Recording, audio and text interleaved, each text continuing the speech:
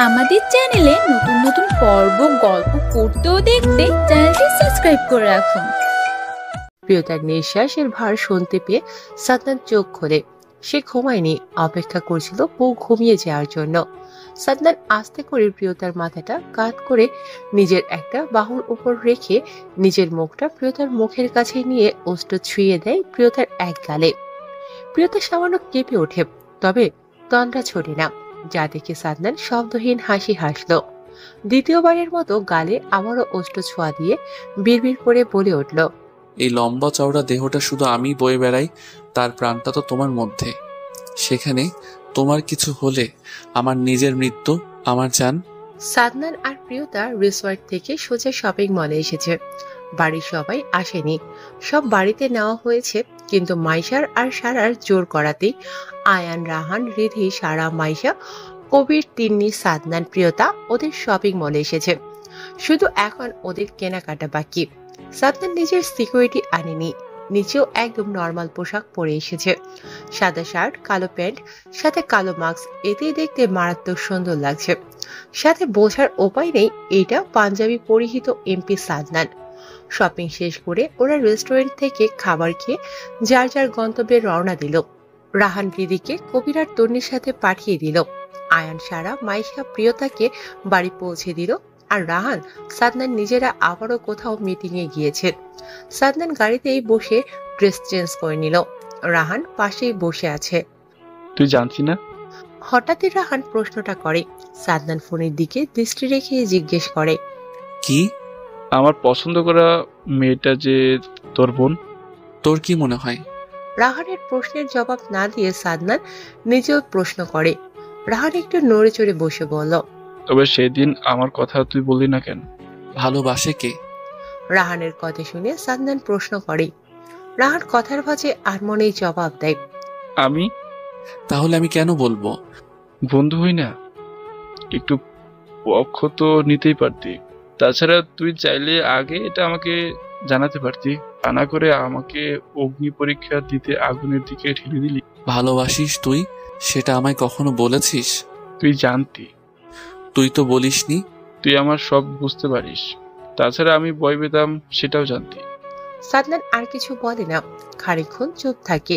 নীরবতা কাটিয়ে সাদনান বলে, ভালোবাসলে হয় না, ভালোবেসে ভালোবাসার জিনিসগুলো আগলে নিতে হয়। তোমার বোনকে দেখেও তো কিছু শিখতে পারো ছোট বউ। প্রিয়তা সবেমাত্র খাবারটা মুখে তুলবে, ঠিক তখনই পাশ হতে আম্বিয়া মির্জা কথাটা বলে ওঠে। প্রিয়তা আশেপাশে তাকালো। একটু পর হলুদের অনুষ্ঠান শুরু হবে। এখন 6:30 মতো বাজে। প্রিয়তা এতক্ষণ শাশুড়ির সাথে হাতে হাতে কাজ করছিল। আজ সারাদিন শুধু 12টার দিকে একবার খাবার খেয়েছিল, তারপর আর সময় পায়নি। সাদনান বাসায় নেই, সাথে এত কাজ। বাড়িতে কে কখন খাবার খাচ্ছে তার ঠিক নেই। বাড়িতে মেহমান, পাড়া প্রতিবেশী দিয়ে ভর্তি। সবাই এখন উপর অনুষ্ঠানে ওখানে, আর প্রিয়তা খাবার খেয়ে রেডি হয়ে উপরে যাবে, কিন্তু মনে হয় না আজ আর খেতে পারবে। এমনিতেই দাদি রেগে আছে, আর আজ এত বড় সুযোগ পেয়েছে, ছাড়বে না গিয়ে। প্রিয়তা এসব ভেবে কান্না পেল, তবে মুখে বলল, দাদি আপনার কিছু লাগবে আপনি বলেন, আমি দিচ্ছি।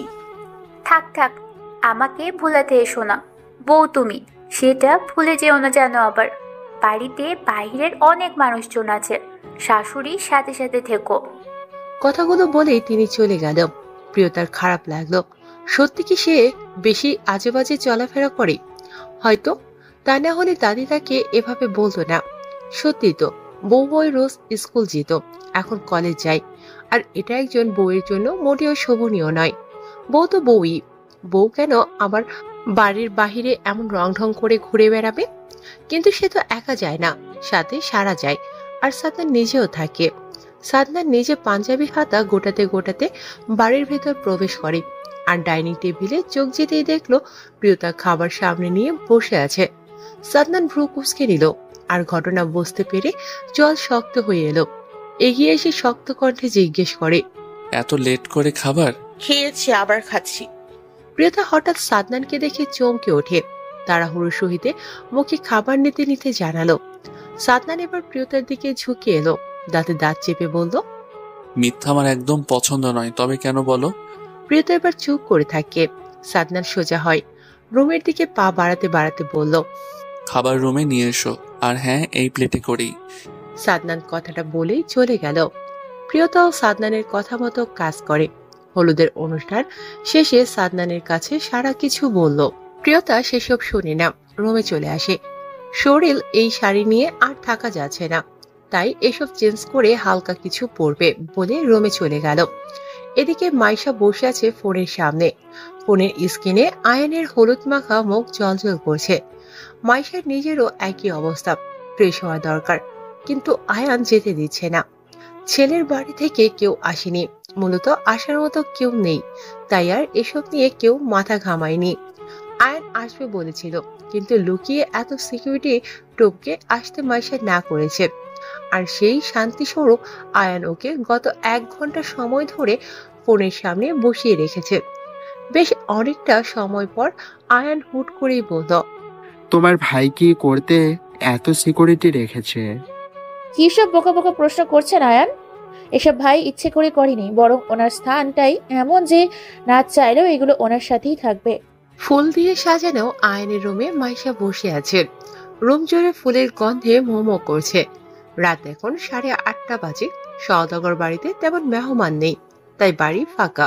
বিয়েতেও তেমন লোকজন যায়নি, শুধু এলাকার কিছু মুরব্বী আর আশেপাশের কিছু পাড়া প্রতিবেশী আর শফিক সওদাগরের হোটেলের কিছু কর্মচারী, সাথে কিছু আয়নের বন্ধু।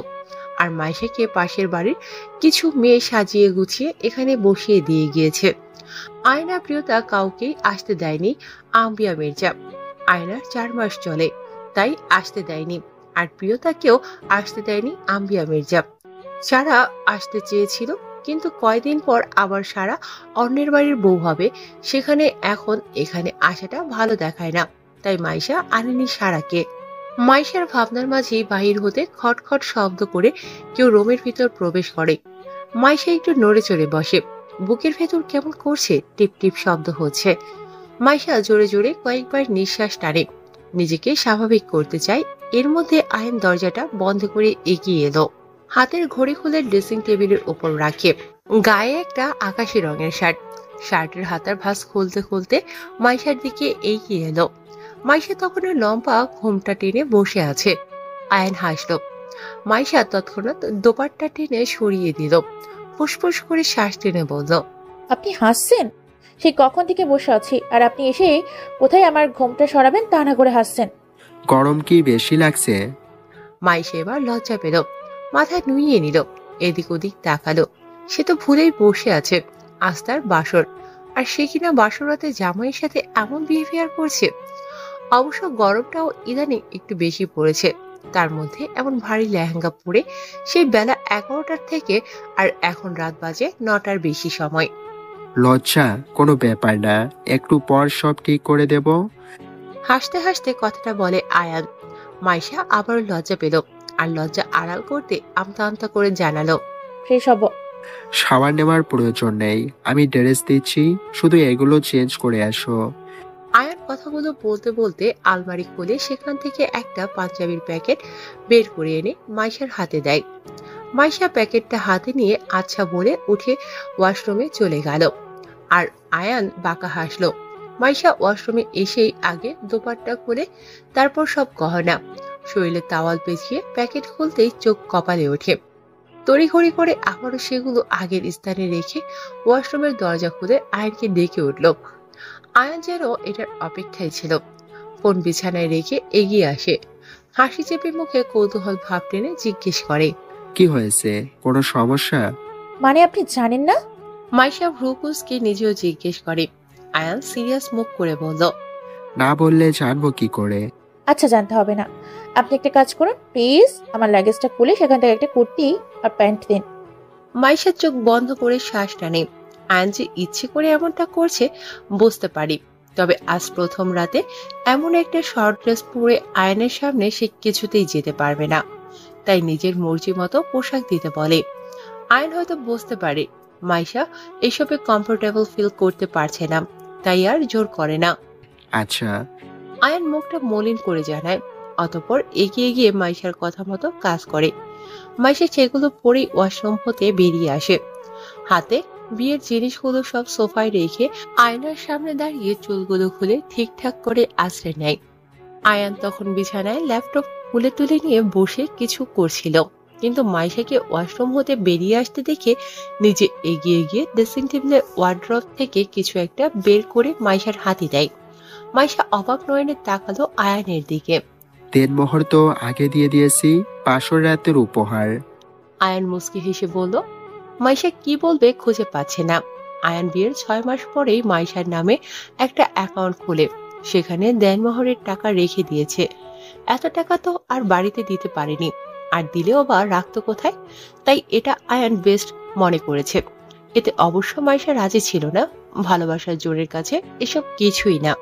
দেনমোহরে যদি সংসারের চাবিকাঠি হতো তবে সমাজে এত এত ডিভোর্স হতো না। মাইশার ভাবনার মাঝেই আয়ান মাইশার হাত থেকে পায়েলটা নিজের হাতে নিয়ে মাইশাকে ড্রেসিং টেবিলের সামনে টুলে বসিয়ে দিয়ে নিজেও হাঁটু গেড়ে বসিয়ে মাইশার পায়ে সোনার পায়েলটা পরিয়ে দিল। মাইশা একদৃষ্টিতে সেদিকে তাকিয়ে থাকে। রেগে আছেন? না, তবে একটু একটু অভিমান হয়েছিল, কিন্তু আমার ভালোবাসাটার মানুষটার অস্বস্তি হোক আমি চাই না। আয়নের কথার পিঠে মাইশা কিছু বলল না, তবে মনে মনে ঠিক করে আয়নের ইচ্ছেটা খুব শিগগিরই পূর্ণ করে দেবে। মাইশা আয়নের গালে হাত রেখে নিজের অধৈর্যরা আয়নের কপালে ছুঁয়ে চুমুকিয়ে সরে আসতে নিলেই আয়ান হুট করে মাইশাকে কোলে তুলে নেয়। মাইশাও শক্ত করে আয়নের গলা জড়িয়ে ধরে। আয়ান মাইশাকে আলগোছে বিছানায় শুয়ে দিল। গলা থেকে ওড়নাটা সরিয়ে গলায় মুখ গুজে সেখানে চুমু খায়। মাইশা শক্ত করে আয়নের শার্ট সহ পিঠ খামছে ধরে। আর এভাবেই রাত যত গভীর হলো তাদের ভালোবাসা তত প্রকট হলো। এক নতুন অনুভূতির সাথে পরিচয় হলো, একে অপরের মাঝে হারিয়ে গেল। বিয়েটা অনেক আগে হলেও এই অনুভূতি সম্পূর্ণ নতুন। এদিকে ঘেঁষা হচ্ছে কেন? প্রিয়তা হকচকিয়ে ওঠে। চুপ করে সাদনানের বুকের উপর মাথা রেখে চোখ খিচে বন্ধ করতে নিয়েও করে না। আজ এর একটা বিহিত করেই ছাড়বে। আজ দুরাত ধরে সাদনান প্রিয়তার আশেপাশে ঘেঁষে না। প্রিয়তা বুঝতে পারে সাদনান কেন এমন করে, কিন্তু কিছু বলেনি। কিন্তু আজ প্রিয়তাকে বুকেও নেয়নি। তাই তো সাদনান ঘুমিয়েছে ভেবে সুরসুর করে সাদনানের বুকের উপর নিজের মাথাটা রেখে শক্ত করে জড়িয়ে ধরেছিল। কিন্তু হঠাৎ সাদনান সজাগ হয়ে উপরোক্ত কথাটা বলে। প্রিয়তা সোজা শোয়া থেকে উঠে বসে সাদনান সেভাবেই শুয়ে থাকে। বউ তার খেপেছে, এখন কি করে দেখার পালা। এমন করছেন কেন আপনি? সমস্যা কি আপনার? প্রিয়তার রাগে গসগস করতে করতে প্রশ্ন করে। সাদনান খুব স্বাভাবিকভাবে জবাব দেয়। কোনো সমস্যা নেই, একদম ঠিক আছি। আমাকে তো আর প্রয়োজন নেই। এখন নতুন কাউকে পেয়েছেন না, আমাকে আর লাগবে না। আমি কালই মায়ের কাছে চলে যাব। প্রিয়তা কথা সমাপ্ত করতে পারে না। সবটা তার আগে সাদনান ঝড়ের বেগে শোয়া থেকে উঠে প্রিয়তাকে এক ঝটকায় নিজের নিচে ফেলে দিয়ে ফিসফিসিয়ে বলে ওঠে। হুম, ভুলেও এসব ভাবতে যেও না জান। তুমি চাও আর না চাও তুমি এখানে আমার সাথে থাকতে হবে, হয় ইচ্ছে নয় অনিচ্ছায়। প্রিয়তা মুচকি হাসল। দুহাত সাদনানের কাঁধে বাঁধন থেকে ছড়িয়ে শক্ত করে সাদনানের গলা জড়িয়ে ধরে বলল, আমি চাইও না আপনার থেকে ছাড়া পেতে, এমপি মহোদয়। রিধি হলুদের সাজে বসে আছে স্টেজে। সামনে পিছনে মানুষ গিজগিজ করছে। রিধির হাসি হাসি মুখ করে বসে আছে, অথচ বুকের ভিতর এক তীব্র যন্ত্রণা হচ্ছে। কেন এমন হলো তার জীবনটা? এমন তো হওয়ার কথা ছিল না। আচ্ছা, সে না হয় তখন ছোট ছিল, কিন্তু ওয়াজিদ, সে কি ঠিকঠাক একজন প্রেমিক যা করে তা ছিটে ফোটাও করতো রিধির জন্য? সবটাই কি রিধি ইচ্ছে করে করেছে? ওয়াজিদের বুঝি ভুল ছিল না? ভুলটা রিধি করেছে, কিন্তু তার কারণটা তো ওয়াজিদ ছিল। সে কি সময় দিত রিধিকে? রিধির আজ খুব করে মনে হচ্ছে তখনকার সবটার জন্য ওয়াজিদ দায়ী। কখনো কি রিধিকে সময় দিয়েছে? হাতে হাত ধরে একসাথে হেঁটেছে? না, সে শুধু ভালোই বেসে গেছে। কিন্তু ভালোবাসলে হয় না। ভালোবাসার মানুষটার জন্য শত ব্যস্ততার মাঝেও একটু সময় বের করে ভালো মন্দ জিজ্ঞেস করতে হয়। সে কি করেছে তেমন কিছু? সে তো তখন নিজের ক্যারিয়ার গড়তে ব্যস্ত ছিল। আর যখন রিধি ভুলটা করেছিল তখন কি একবার রিধির পাশে থেকে সেই ভুলটাকে শুধরে দেওয়ার চেষ্টা করেছে? উল্টো নিজের ক্যারিয়ার গড়তে দূরদেশে পাড়ি জমিয়েছিল। রিধি আর ভাবে না, আর আজকের পর আর ভাববেও না, ভুলে যাবে সব। তার জীবনের সাথে যেই নতুন জীবনটা জুড়তে যাচ্ছে তাকে নিয়ে ভাববে। শুনেছে সেও ডক্টর, দেখতেও নাকি সুদর্শন। আর তাছাড়া একটু পর তো আসবেই, তখন না হয় দেখে নেবে। কিন্তু রিধির ভাবনা ভুল প্রমাণ করে দিয়ে সারা এসে জানালো ছেলে আসেনি। ছেলের নাকি ইমার্জেন্সি কেস পড়ে গিয়েছে। ছেলের কাজিন আর বন্ধুরা এসেছে হলুদ নিয়ে। এতে অবশ্য রিধির কিছু এসে গেল না, কারণ হলুদের সময় ছেলেও মেয়ের বাড়ি আসে এটা জানতো না। তাছাড়া বিষয়টা ভালো দেখায় না। কিন্তু ছেলেরা কি নিজে থেকে আসবে বলেছে, তাই কেউ আর না করেনি। রীতি ভাবে মাত্র তো আর কয়েক ঘন্টা ব্যবধান, তারপর তো সরাসরি দেখতে পারবে। হলুদের অনুষ্ঠান শেষ, রীতি ফ্রেশ হয়ে এসে শুয়ে পড়ে, কিন্তু কিছুতেই ঘুম আসে না। কেমন জানি সব এলোমেলো লাগছে, মনে হচ্ছে কিছু একটা জীবন থেকে হারিয়ে গিয়েছে। রীতির আর ঘুম আসে না। উঠে বসে ফোন হাতে ওয়াজিদের পিকগুলো দেখতে দেখতে চোখ হতে জল গড়িয়ে পড়ে। কেন একটু বিশ্বাস করলো না তাকে? কেন সবটা না জেনে তাকে ভুল বুঝলো? রীতি ভাবনার মাঝে রীতির হাতে থাকা ফোনটা সশব্দে বেজে ওঠে। অপরিচিত নাম্বার থেকে ভ্রু কুঁচকে আসে। ধরবে কি ধরবে না দ্বিধা করতে করতে ফোনটা কেটে গেল। রীতি যেন হাফ ছেড়ে বাঁচল।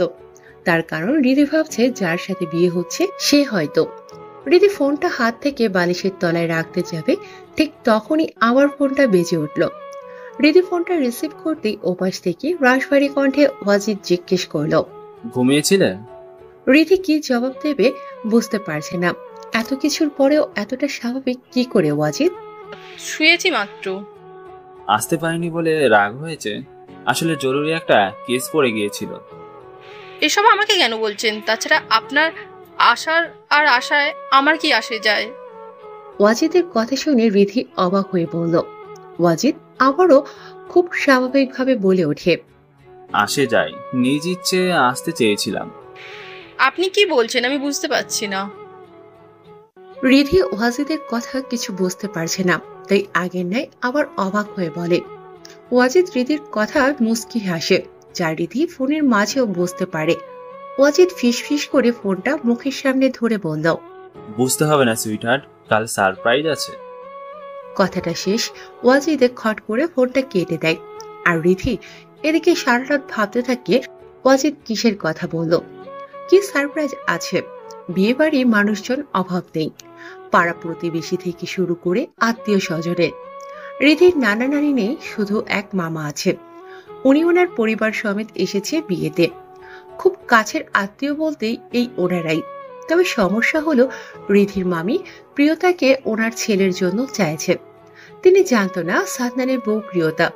এটা আম্বিয়া মির্জার কানে যাওয়া মাত্রই তিনি মির্জা বাড়ির সবাইকে একটা রুমে ডাকে। সাদনান দাঁড়িয়ে আছে ওর পাশেই রাহাত। জাফর মির্জা, আম্বিয়া মির্জা পাশে বিছানায় বসে আছে। রুমে থাকা দুটো সিঙ্গেল সোফায় আজম মির্জা আর মফিজুর মির্জা। তাদের পেছনে দাঁড়িয়ে সালেহা বেগম, সুফিয়া বেগম। আর সালেহা বেগমের আঁচল ধরে প্রিয়তা চুপটি করে ওনার পেছনে দাঁড়িয়ে আছে। তার কি দোষ? ওই মহিলা তাকে সারার সাথে দেখেছে। আর সারাকে প্রিয়তার পরিচয় জিজ্ঞেস করার মাত্র সারা জবাবে বলেছিল তালতো বোন, সাথে বান্ধবী। ব্যাস, সেই থেকে উনি প্রিয়তার পেছনে পড়ে আছে। বাড়ির বউ হয়ে এমন রং ঢং করলে তো এমনই হবে। আছে কোনো বউয়ের চিহ্ন? আমার চোখে তো এমন কিছু পড়েনি। আম্বিয়া মির্জার কথার বিপরীতে বলল জাফর মির্জা। আমি বলি আবার বিয়ে দিয়ে। আচ্ছা চলো তবে তোমাকেও দিয়ে দেই। সাদনানের কথা শুনে সবাই মুখ টেপে হাসতে লাগলো। জাফর মির্জা না পেরে শব্দ করে হেসে উঠল। আম্বিয়া মির্জা বিরক্ত মুখ করে বলল, আপনি হাসছেন তো কি করব, মেয়ে মানুষ, এমন একটু আধটু এসব ঘটনা হবেই। তাছাড়া বয়স তো এখন এমন পর্যায়ে এইসব বিয়ে শাদীর সম্বন্ধ আসবেই।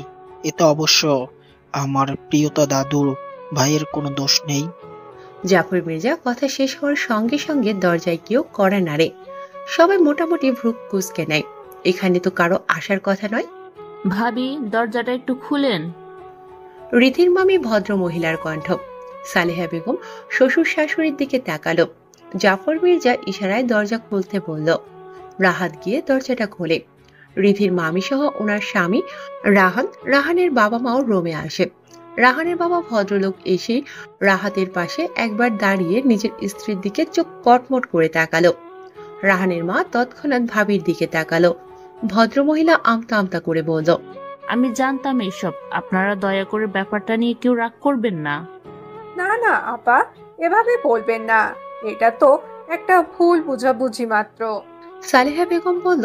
সাথে সাথে সবাই সায় দিল। ব্যাপারটা এখানে মিটমাট করে সবাই আবার যে যার বরাদ্দকৃত রুমে চলে গেল। সাদনান প্রিয়তাকে শক্ত করে জড়িয়ে ধরে শুয়ে আছে। প্রিয়তা ফুপিয়ে ফুপিয়ে কেঁদে যাচ্ছে। ভাবা যায় মির্জা সাদনান শাহরিয়ার বউ, এর জন্য আবার বিয়ের প্রপোজাল আসে। সাদনান টেনে টেনে বলল। প্রিয়তা সাদনানের এমন খামখেয়ালি কথায় অবাক হয়ে বলল, আপনি মজা নিচ্ছেন? না, একদমই না, কিন্তু প্রচুর রাগ হচ্ছে। প্রিয়তা উঠে বসে শোয়া থেকে। সাদনান নিজেও উঠে বসে। আপনাদের একদম উচিত হয়নি দাদিকে ওঠা বলা। কোনটা উচিত কোনটা অনুচিত সেটা আমি খুব ভালো করে জানি। সাদনান নিজের বক্তব্যে শেষ নিজেও শুয়ে বউকে আবারও নিজের উপর টেনে নেয়। শক্ত দানবীয় হাতে লাগাম ক্রমেই ছাড়িয়ে যায়।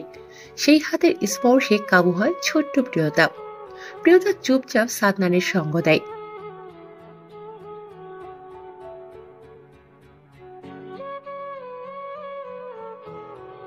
কথাগুলো বলেই আয়না কেঁদে দিল। রাহাত বউয়ের পাশে বসে আয়নার একটা হাত নিজের হাতের মুঠোয় পুরে বলতে লাগলো,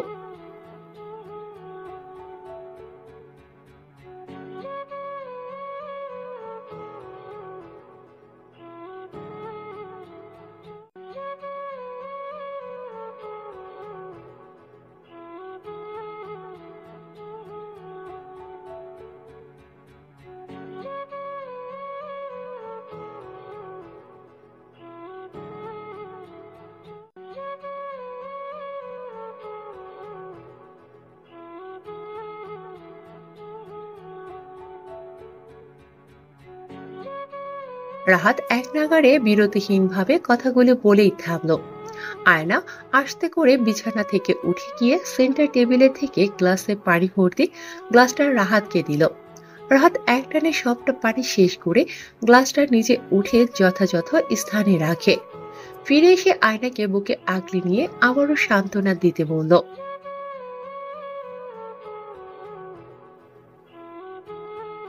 আয়নার নাকটানা তবুও শোনা যাচ্ছে। রাহাত বুঝতে পারে আয়না মনকে প্রচুর ভালোবাসে, আর রাহাত নিজেও জানে সেটা। রাহাত বেশি কিছু না ভেবে আয়নাকে তাড়া দিয়ে বলল,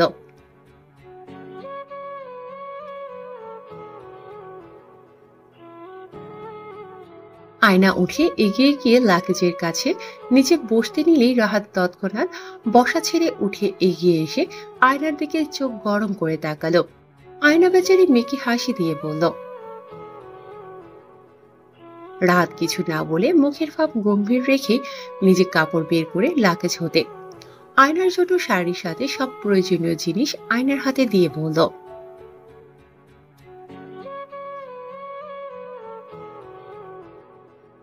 আয়না কাপড় নিয়ে ওয়াশরুমে চলে গেল। রাহাত সবসময় আয়নার প্রতি যত্নশীল, আর এখন যেন আয়না কনসেপ্ট করার পর আরো দ্বিগুণ হয়েছে সেটা। সাদনান ফোনে কথা বলছে ব্যালকনিতে দাঁড়িয়ে। রুম থেকে ব্যালকনি একদম বরাবর।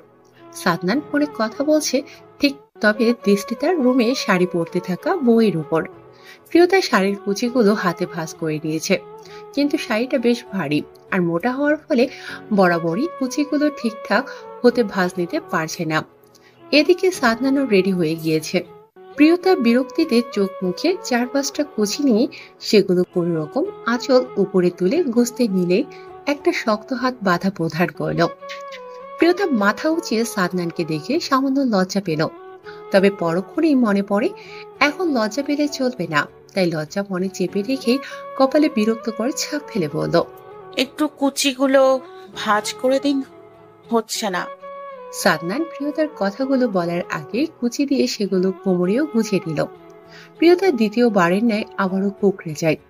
এরই মধ্যে সাদনান নিচে বসে কুচিগুলো সুন্দর করে ধরে থেকে প্রিয়তাকে বলল, উপরের দিকটা দেখো। প্রিয়তা দেখল। তৎক্ষণাৎ চোখে এলোমেলো অনাবৃত কোমর সহ বুকের কিছুটা অংশ দৃশ্যমান। প্রিয়তা চট করে আঁচল ঠিকঠাক করে নিল। সাদনান নিজেও উঠে গিয়ে আয়নার সামনে দাঁড়িয়ে নিজের হাতের ঘড়ি পরে আর সাইডে দাঁড়িয়ে প্রিয়তার নিজেও হালকা সাজুগুজু করে নেয়, যতটুকু সাজ বিয়ে বাড়িতে চলনসই। প্রিয়তার নিজেরও বেশি সাজতে বেশি ভালো লাগে না, তার মধ্যে সান্নানের কড়াকড়ি নিষেধও আছে বেশি সাজগোজ না করতে, তবে সেটা শুধু বাহিরে। সাদনান রেডি হয়ে আগে নিজে বাহিরে গেল, যাওয়ার আগে অবশ্য বলে গিয়েছে সারা বা মাইশাকে পাঠাবে। বিয়ে বাড়ি কে কোথায় আছে আর বিয়ের খবরটা যদি কারো কানে যায় তবে ঝামেলা হবে। তবে বেশি দিন এই লুকোচুরি চলবে না, মাস দিনেক পর প্রিয়তার 18 হবে, তখন অনুষ্ঠান করে সবাইকে জানিয়ে দেবে। রিধির বিয়ের সাজ কমপ্লিট, সাজানো শেষে একবার নিজেকে দেখে নিল। রিধি দেখতে একটু ভিন্ন রকম সুন্দর, যে কেউ এক দেখায় মায়ায় পড়বে। মুখটা একদম মায়ায় ভরপুর, সেখানে কৃত্রিম সাজ আরো দ্বিগুণ সুন্দর দেখাচ্ছে। তবে এত সুন্দর মুখটা কেমন মলিন হয়ে আছে, তবে সেটা শুধু রিধি দেখতে পাচ্ছে। সবাই রিধির রূপের প্রশংসা করছে, কিন্তু কেউ ভিতরের তীব্র যন্ত্রণাটা দেখতে পারছে না, যেটা রিধিকে জ্বালিয়ে পুড়িয়ে ছাড়খাড় করে দিচ্ছে। চিৎকার করে কেঁদে বলতে মন যাচ্ছে, আমি বিয়ে করব না, করব যদি পাত্র ওয়াজিদ হয় তবে। রিধির এমন ভাবনার চিন্তার নিজের উপরই হাসি পেল। এরই মধ্যে সবাই বাহির হতে বর এসেছে বলে হুল্লোড়ে কানে এলো। কম বেশি সবাই চলে গেল। রুম একদম ফাঁকা থাকার মধ্যে সারা, প্রিয়তা, আয়না সারাকেও রেডি করে রেখেছে। রিধির বিয়ের পরপরই এঙ্গেজমেন্টটা হবে। সারাকে একটা জাম কালার শাড়ি পরিয়েছে, দেখতে মাশাআল্লাহ। ছোট নাদুস নাদুস দেহখানা ঝলমল করছে, শাড়িটা বেশ মানিয়েছে। দরজা হতে রাহাত সবটা পর্যবেক্ষণ করে, কিন্তু পরক্ষণে বোনের দিকে নজর যেতে মনটা খারাপ হয়ে যায়। একটু পরই বোন তার পর হবে, মিনিট সময় ব্যবধান, হয়তো বেশি ডিফারেন্স না। রাহান আর রিধির বয়সের হবে হয়তো এই 1.5 বছরের মতো। বোন তার সাথে ছিল না 5 বছরেরও বেশি সময়, কিন্তু তাদের মাঝে তবুও ভালোবাসার কমতি ছিল না, না আগে ছিল। তবে এদিকে এসে বোনটা তার কেমন যেন হয়ে গেল, একদম চুপচাপ, আগের মতো আর কথা চঞ্চলতা নেই। এতে অবশ্য রাহান প্রথম মন খারাপ করলেও পরে সবটা ওয়াজিদের কাছ থেকে ঘটনা জানতে পেরে ওয়াজিদকে মারতে গিয়েছিল। পরে অবশ্য ক্ষমাও চেয়েছে। সে জানে বোন তার ভীষণ ভালোবাসে ওয়াজিদকে, তাই তো বোনের মন আর ভালো করার চেষ্টা করেনি। বোনের মন সব সময় যাতে ভালো থাকে সেই ব্যবস্থা করে দিচ্ছে। আপু চল, রাহান বলল। রিধি উঠে এলো, রাহান বোনকে আগলে নিল। রুম হতে গুটি গুটি পায়ে এগিয়ে এলো, পেছন পেছন আরো কিছু মানুষ এলো। রিধিকে মাইশা, আয়না, রাহান বিয়ের ব্যবস্থা যেখানে করা হয়েছে সেখানে নিয়ে এলো। তাদের সাথে সাথে সবাই এলো। রিধির মাথায় ঘুমটা একটু বড় করেই দেওয়া, তাই আশেপাশের জিনিস খুব একটা নজরে আসে না। তবে ইচ্ছে থাকলে দেখতে পারবে, কিন্তু রিধির কিছু দেখতে ইচ্ছে করছে না, তাই চোখ নিচে রেখেই রাহানের হাত ধরে লিভিং রুমে বড় বউয়ের জন্য বরাদ্দকৃত সোফায় বসিয়ে দিয়ে রাহান বোনের পিছনে দাঁড়িয়ে থাকে। রিধি পাশে বসা মাত্রই খুব চিরপরিচিত একটা সুগন্ধি নাকে ভেসে এলো। তবে এত মানুষের ভিড়ে পাশে বসা তার না হওয়া বরের দিকে তাকাতে সাহস পেল না। কাজী সাহেব বিয়ে পড়ানো শুরু করুন, আমাদের আরো একটা শুভ কাজ আছে। কাজী সাহেব সম্মতি পেয়ে বিয়ের সব নিয়ম কানুন করতে লাগলো। তবে কাজীর মুখে অনাকাঙ্ক্ষিত নাম শুনে চমকে উঠল। কোনো কিছু তোয়াক্কা না করে রিধি পাশে বসা বড়রূপে ওয়াজিদকে এক পদক দেখে সাথে সাথে চোখ নামায়। এদিকে কাজীও কবুল বলতে মেয়েকে তাড়া দিয়েছে, যা রিধির কান অব্দি যাচ্ছে না। রিধির পক্ষ হতে কোনো জবাব না পেয়ে অনেকেই ফিস ফিস করতে লাগলো। পরিস্থিতি অস্বাভাবিক দেখে ওয়াজিদ নিজের শক্ত হাতটা রিধির কোমরে স্পর্শ করে। রিধি তৎক্ষণাৎ কেঁপে উঠল। সম্মতি ফিরে পেতে বুঝতে পারে পরিস্থিতি বিগড়ে যাচ্ছে। তার মধ্যে ওয়াজিদও ফিস ফিস করে বলে উঠল, সারপ্রাইজ পেয়ে এতটাই চমকে গিয়েছো যে এখন কবুল বলতেও ভুলে গিয়েছো? ফার্স্ট বলো বলো। আমাকে বলেননি কেন আপনি ছিলেন পাত্র? ওয়াজিদ রুমে আসা মাত্র রিধি উপরোক্ত কথাটা বলে ওঠে।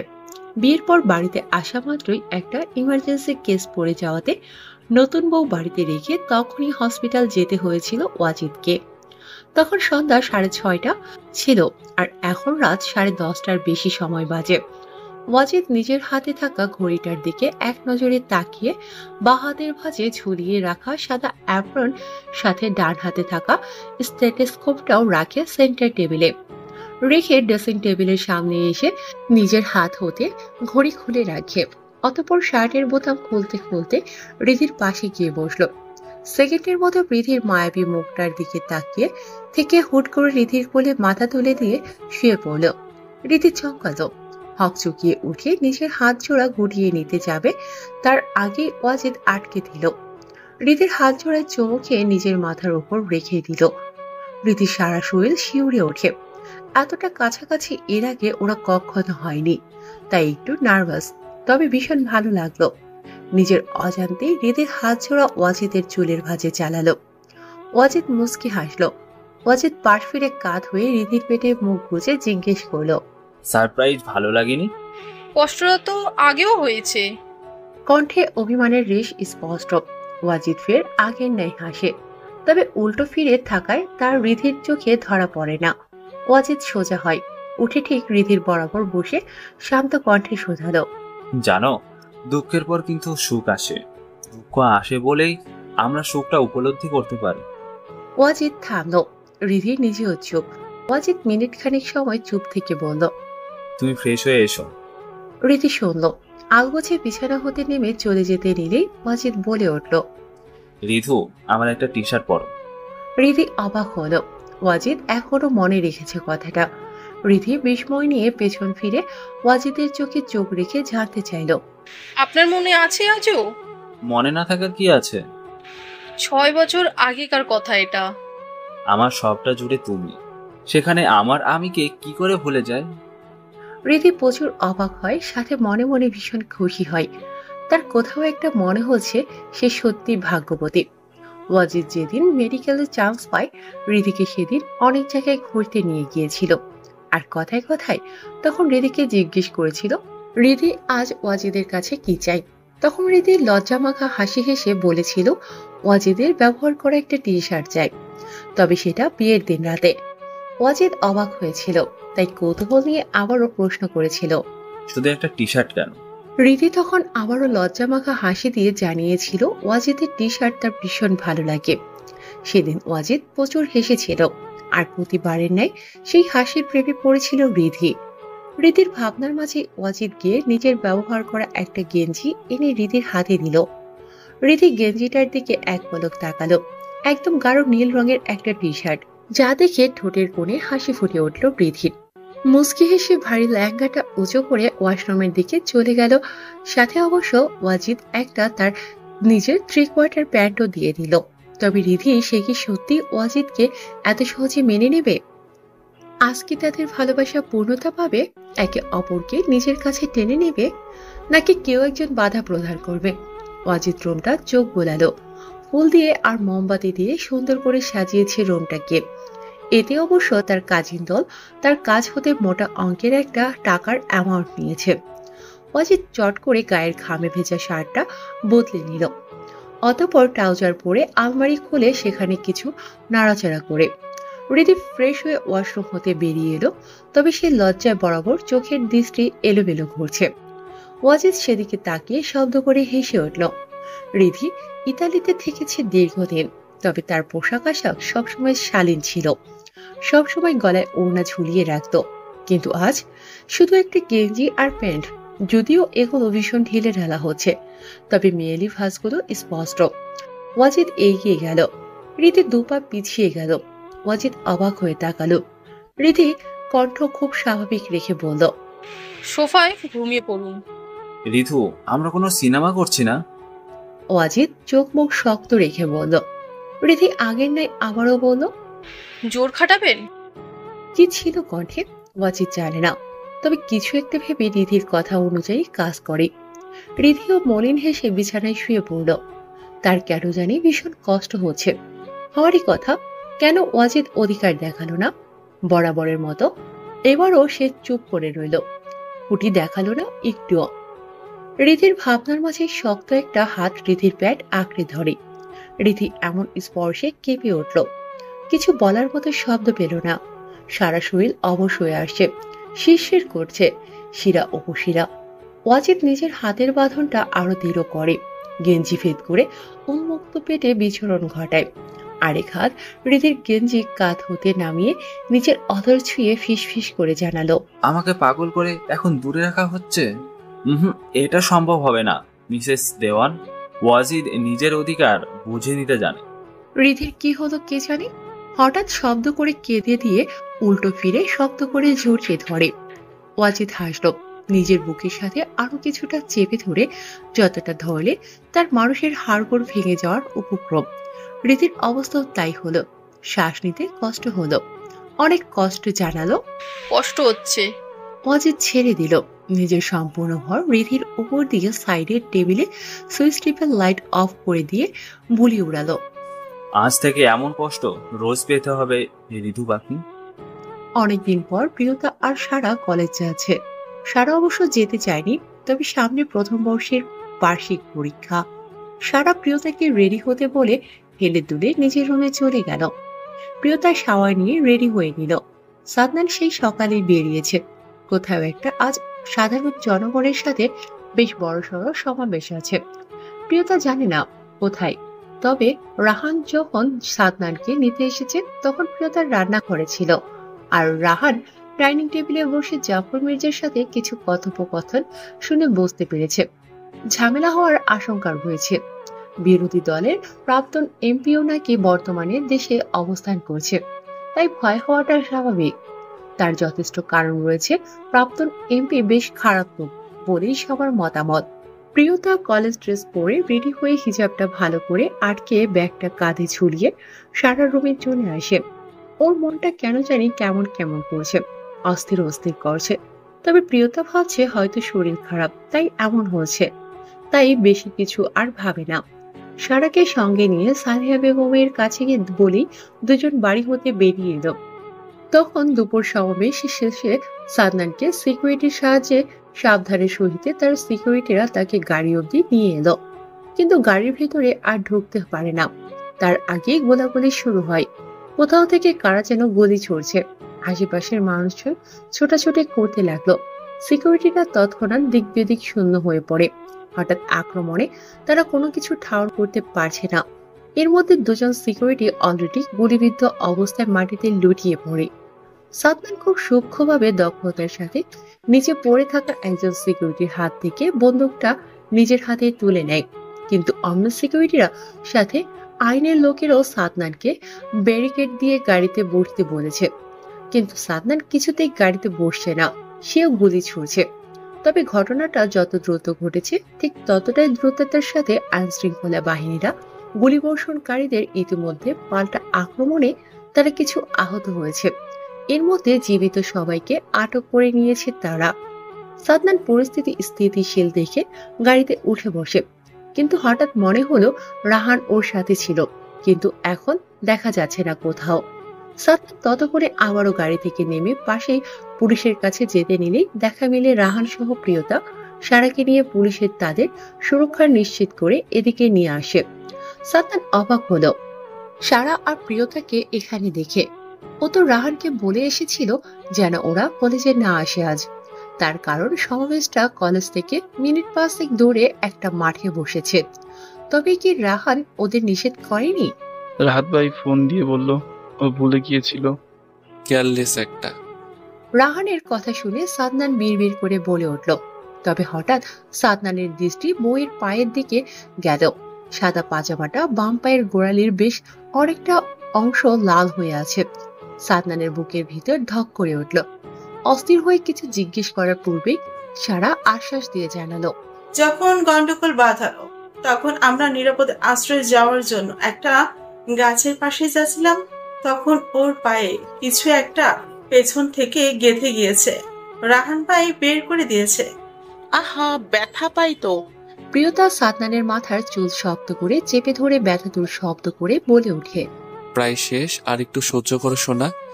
সাদনান শুভ্র রঙের ব্যান্ডেজটা পায়ে পেঁচাতে পেঁচাতে জানালো প্রিয়তাকে।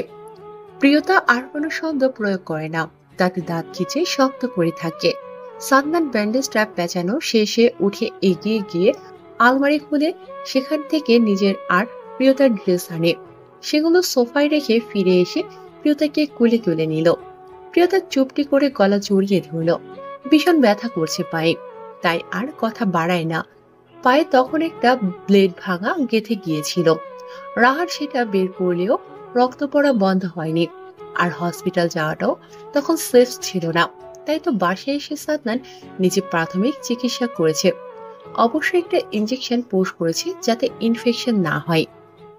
সাদনান প্রিয়তাকে ওয়াশরুমে এনে নিজে কলেজ ড্রেস বদলে টাওয়াল পেঁচিয়ে দিয়ে আবারও কোলে করে এনে সোফায় বসে ড্রেস চেঞ্জ করিয়ে দেয়। প্রিয়তার নিজেও টেনে টুনে পরে নিল।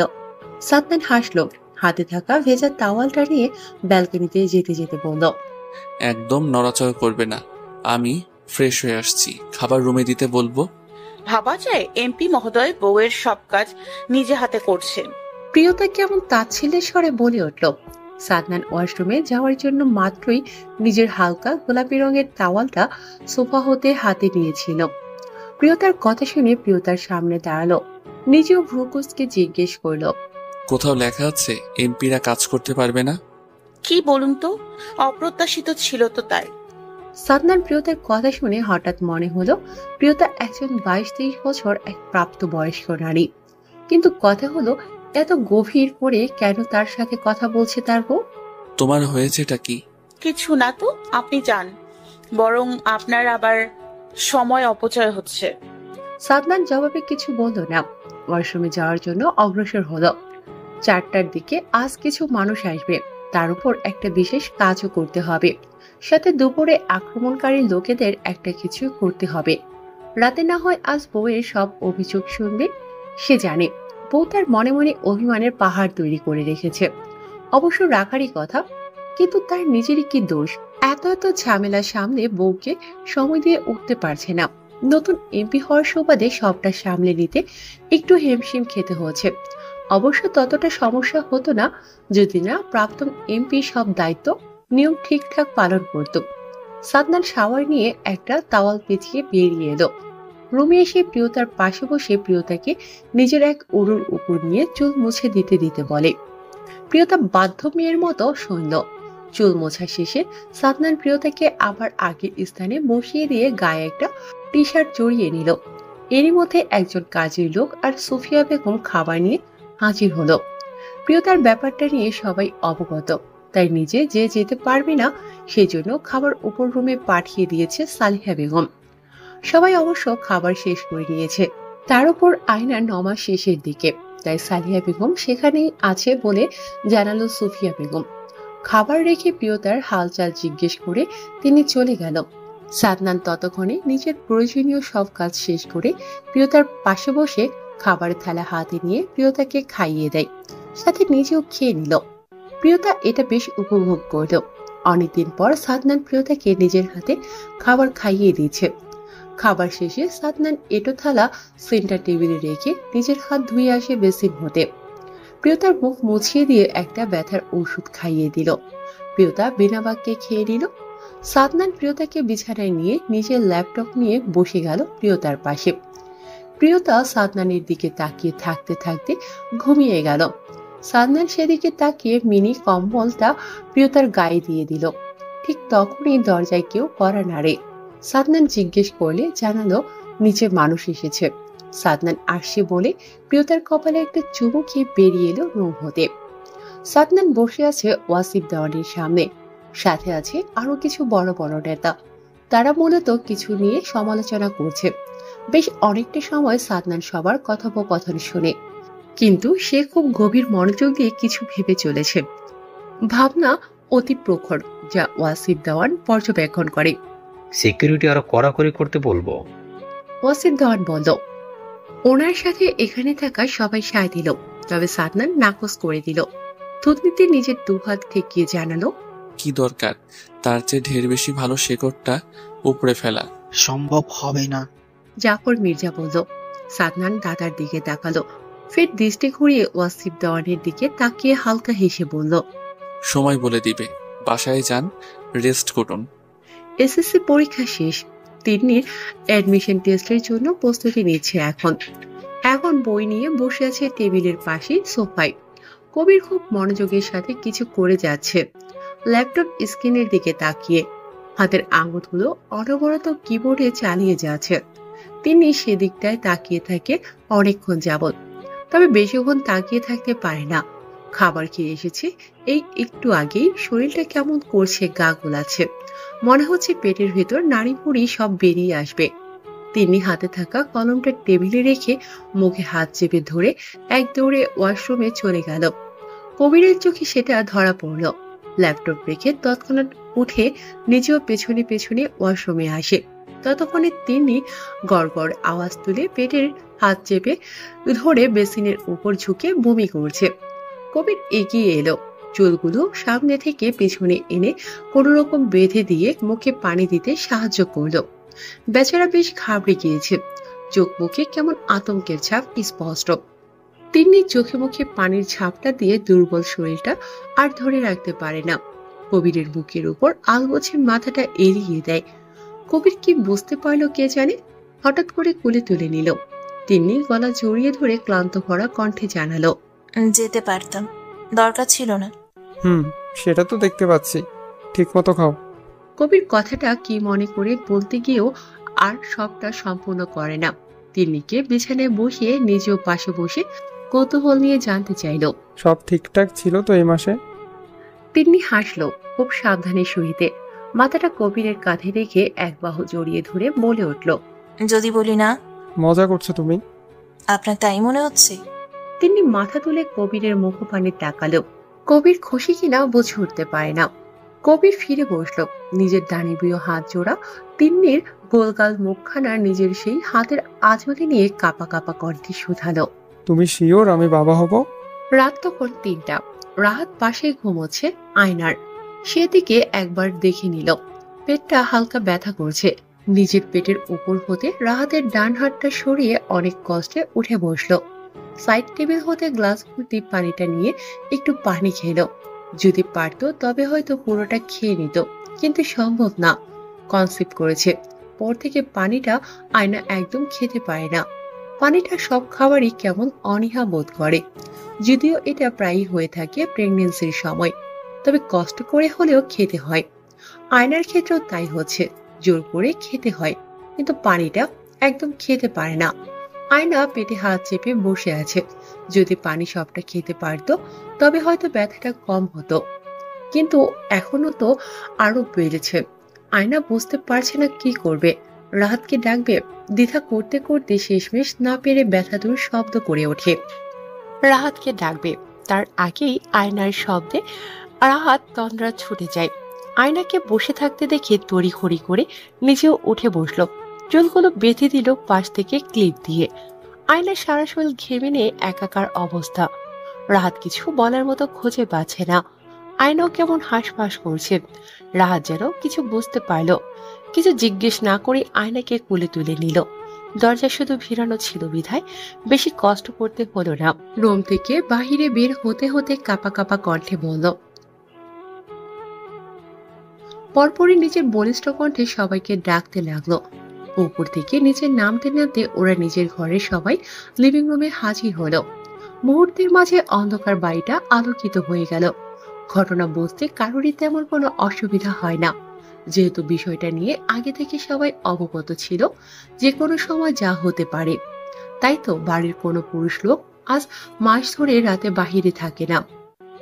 মফিজুর মির্জা কোনো বাক্য প্রয়োগ না করে নিজের চোখের চশমাটা ঠেলতে ঠেলতে বেরিয়ে গেল গাড়ি বের করতে।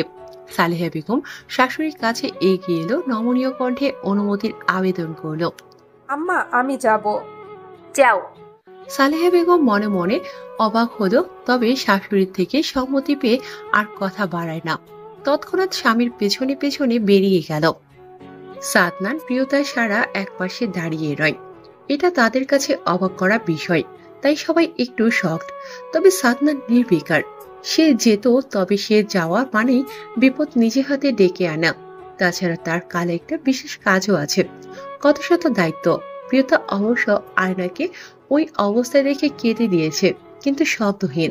সেটা কেউ লক্ষ্য না করলেও সাদনানের চোখে ঠিক ধরা পড়ে, কিন্তু কিছু বলে না। বোন আর ভাইকে যে প্রিয়তা ভীষণ ভালোবাসে। অবশ্য আয়ানাও ছোট বোনকে প্রচন্ড ভালোবাসে। সবাই চলে গেল যে যার রুমে। সাদনান ও প্রিয়তাকে নিয়ে রুমে এলো। রুমে এসে প্রিয়তা কেঁদে দিল শব্দ করে।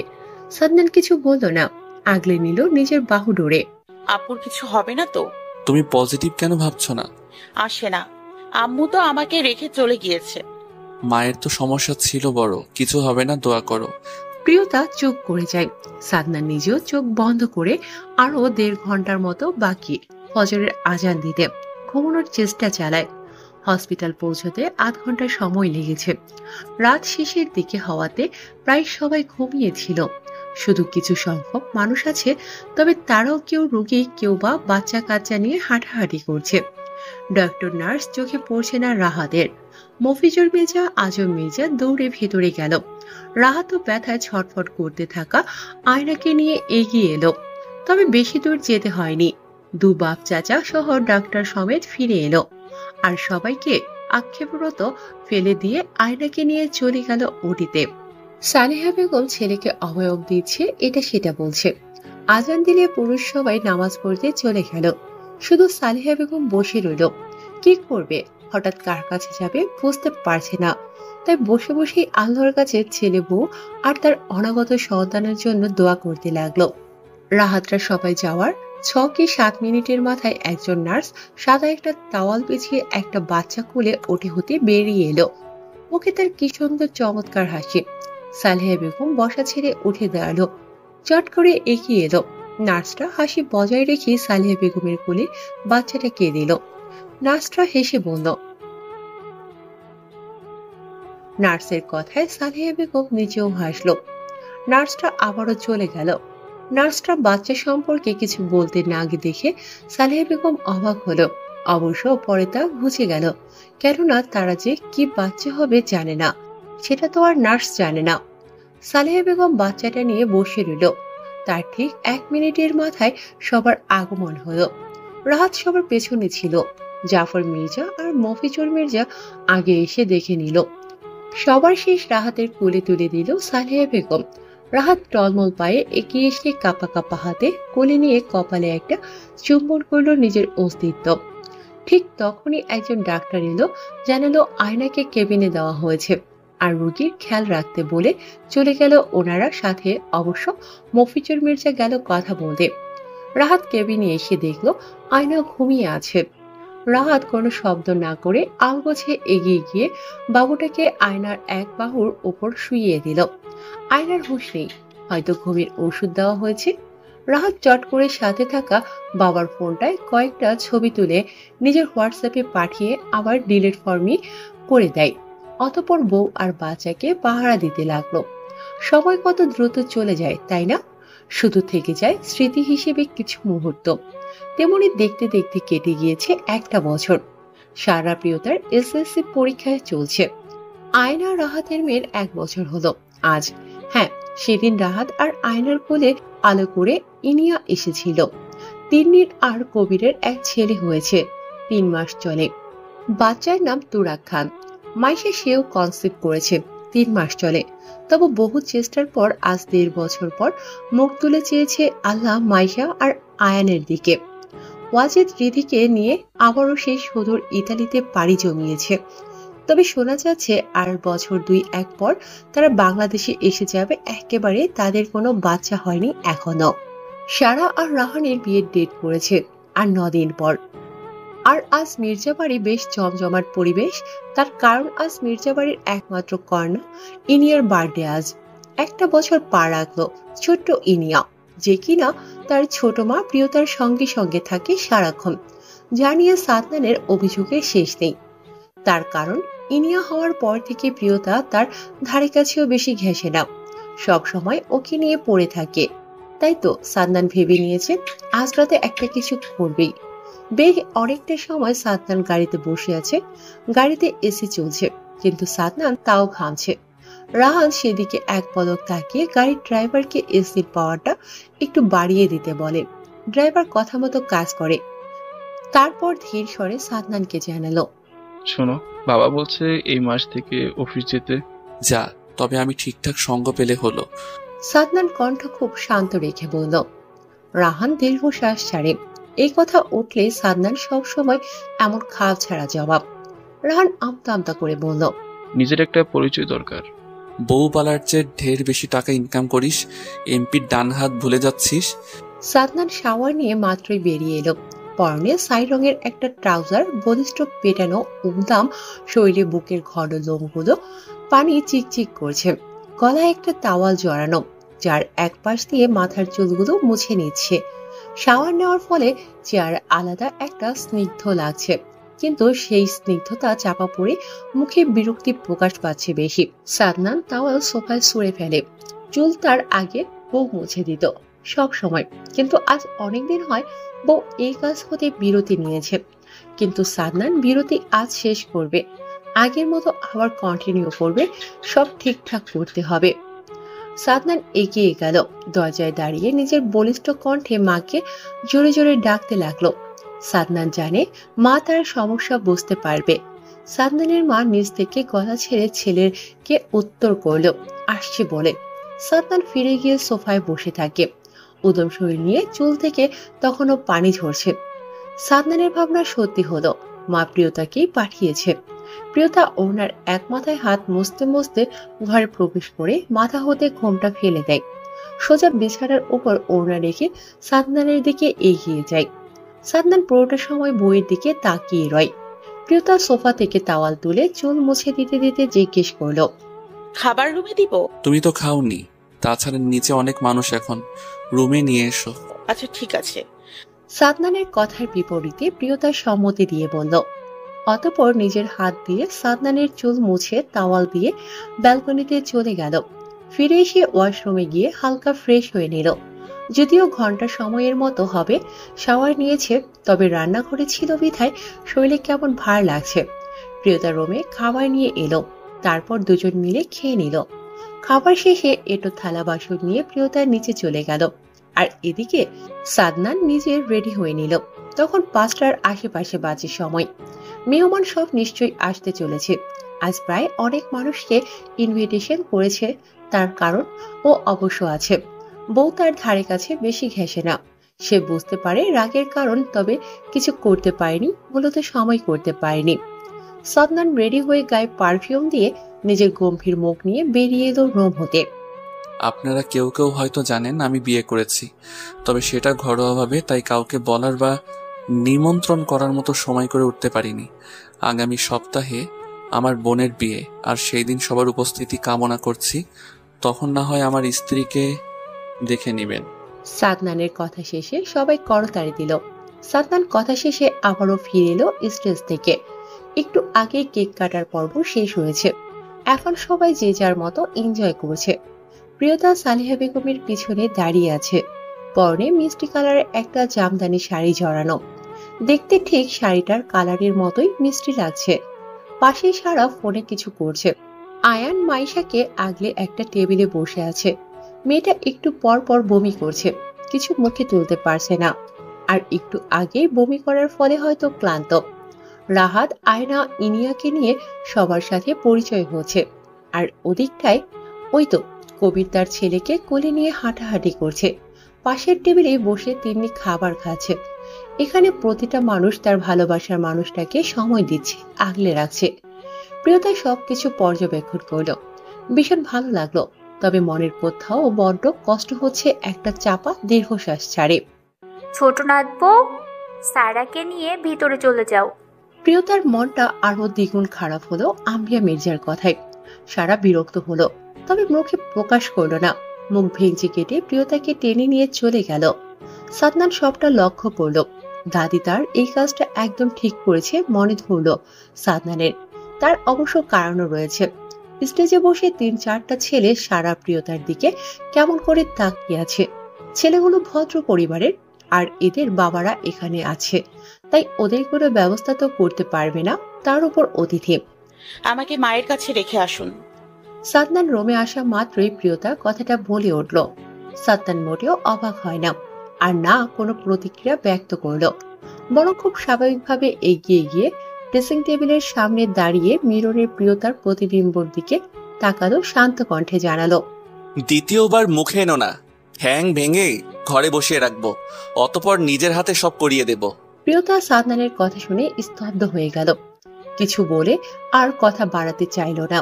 ঝামেলা করে কি লাভ? সাদনান তো আর ইচ্ছে করে করছে না এসব, ও জানে, কিন্তু এটা মস্তিষ্ক মানলেও মন মেনে নিতে নারাজ। প্রিয়তা চুপটি করে ওপাশ ফিরে শুয়ে পড়ল। সাদনান ড্রেস চেঞ্জ করে লাইট অফ করে বিছানায় এসে শুয়ে প্রিয়তাকে ফিরিয়ে নিচের দিক করে নিল। প্রিয়তা তখন শক্ত হয়ে আছে। সাদনান বইয়ের মুখের দিকে তাকালো। ছোট ছোট চুলগুলো কমলা রঙের ড্রিম লাইটেও স্পষ্ট দেখা যাচ্ছে। সাদনান ফু দিয়ে চুলগুলো মুখের উপর হতে সরানোর প্রয়াস চালালো, তবে ব্যর্থ হলো। তাই ব্যর্থ হয়ে হাত দিয়ে কানের পিঠে গুজে দিতে দিতে বলল, সরি। আপনার সরি আপনার মাথায় দিয়ে বসে থাকুন। প্রিয়তা ফুঁসে উঠে বলল। সাদনান এবার মৃদু স্বরে জিজ্ঞাসা করলো, তুমি এমন কেন করছো? আমি ইচ্ছে করে তো আর এমনটা করছি না। পরিস্থিতি তোমার বুঝতে হবে। হ্যাঁ, আর আমার পরিস্থিতি? আর কয়টা দিন অপেক্ষা করো। 18 হয়ে গিয়েছে। আচ্ছা, আমি বাচ্চা না, বাচ্চার মা হতে চাই। সাদনান ঝট করে প্রিয়তাকে নিজের উপর থেকে নিচে ফেলে দিল। প্রিয়তা চোখ খিচে বন্ধ করে নেয়। শক্ত করে সাদনানের আকাশি রঙের টি শার্টটার কলার চেপে ধরে। সাদনান সেদিকে তাকিয়ে হাসল। আজও বউটা তার ছোঁয়া দিশেহারা হয়, অল্পতেই মূর্ছা যায়, তবুও যথাসাধ্য নিজেকে শক্ত রাখার চেষ্টা চালিয়ে যায়। সাদনান নিজের দানবীয় হাতের স্পর্শে কাবু করল বউকে। নিজের পুরুষালী শক্ত অধরের ভাঁজে চেপে ধরে প্রিয়তার অধর। প্রিয়তার নখ গেঁথে সাদনানের উন্মুক্ত পিঠে। সাদনান আরো উন্মাদ হলো, নিজের সবটা দিয়ে বউকে ভালোবাসতে লাগলো। প্রিয়তার আস্তে আস্তে চোখ বন্ধ করে দিল, আর অমনি চোখের কোঠর হতে গাল বেয়ে অশ্রু গড়িয়ে পড়ল। সাদনান চাইল বউয়ের বন্ধ চোখ জোড়ার দিকে, যা এখন কাজল লেপটে একাকার অবস্থা হয়ে আছে। সাদনান সেই ভেজা চোখের পাতায় চুমু খেয়ে নিশাতুর কণ্ঠে বলল, কেন আমাকে পাগল করতে আসো? শুধু শুধু নিজের কষ্ট ডেকে আনো। যদি সেই কষ্টের কারণ আপনি হন, তবে তা আমি হাসতে হাসতে গ্রহণ করব। আপনি কি করে জানতে পেরেছিলেন স্টিভ আমার জাস্ট ফ্রেন্ড? প্রথমে তো বিশ্বাস করলেন না। কিছু জিনিস গোপনেই সুন্দর। ওয়াজিদ কথা শেষ করে হৃদির ঘাড়ে আবারও চুমু খেল। হৃদি মুচড়ি করে সরে যেতে চাইল, তবে ওয়াজিদের শক্ত বালুর হতে নিজেকে ছাড়াতে পারল না, যা দেখে ওয়াজিদ হাসল শব্দ করে। সেই হাসি হৃদির সর্বাঙ্গে শিউরে উঠল। এই বাঁধন এত সহজে ভাঙা যাবে? আমিও চাই না ভাঙতে। ওয়াজিদ হৃদির কাঁধে আবারও চুমু খেল। হৃদি এবার ফিরে ওয়াজিদকে জড়িয়ে ধরল। ওয়াজিদ বুঝতে পারে বউ তার সঙ্গ যাচ্ছে, তাই তো কথা না বাড়িয়ে বউকে কোলে তুলে সোজা রুমে চলে এলো, আর একে অপরের মাঝে ডুবে গেল। রাহান আর সারার বিয়ের শপিং এর জন্য বাড়িতে দোকানদার নিজের সব রকম পোশাক নিয়ে এসেছে। দোকানগুলো অবশ্য মির্জাদের কর্মচারী রেখে দিয়েছে শুধু। আম্বিয়া মির্জার আদেশ কোনো মহিলা মার্কেট যেতে পারবে না, এতে অবশ্য কারোর কোনো অসুবিধা নেই। এত বছর ধরে তো এই রীতি অনুযায়ী কাজ হয়ে আসছে। শুধু মাইশার সময় মাইশার জোড়াজুড়ি করাতে মাইশার বিয়ের শপিং মাইশা নিজে করতে চেয়েছে, তাই দেওয়া হয়েছিল। সবার জন্য সবার মোটামুটি কাপড় নেওয়া হয়েছে। গায়ে হলুদের কাপড় রাহান নিজে পাঠাবে, আর বিয়ের পোশাকও রাহান পাঠিয়ে দিয়েছে। বাকি ছিল শুধু বাড়ির মানুষজন। কাল সন্ধ্যায় গায়ে হলুদ বাড়ির ঘর ঝকঝকে পরিষ্কার সাথে সুন্দর করে সাজানো হয়েছে। গায়ে হলুদের জায়গায় আগের ন্যায় বাগানটাই করেছে। বিশাল জায়গা নিয়ে তার কারণও অবশ্য রয়েছে। ছেলের গায়ে হলুদও এখানে হবে। পরিবার বংশের ছোট মেয়ে, তাই বিশাল ধুমধাম করে আয়োজন করা হয়েছে। পাড়া প্রতিবেশী কাউকে মনে হয় বাদ রাখেনি। পাশের 2 এলাকা পর্যন্ত বড় বড় গণ্যমান্য ব্যক্তিদের নিমন্ত্রিত করা হয়েছে। সবার কাপড় নেওয়া শেষে আম্বিয়া মির্জা বেশ দামি দেখে ভারী একটা শাড়ি নিল, একদম লাল টকটকে, যেটার দিকে সবাই কম বেশি হাঁ করে তাকালো, সাথে অবাক। জাফর মির্জা তো স্ত্রীর দিকে চোখ পটমট করে তাকিয়ে বলেই ফেলল, আমু নিজের বয়সের দিকে একটু নজর দাও, এই বয়সে এসে তুমি এইসব পড়বে?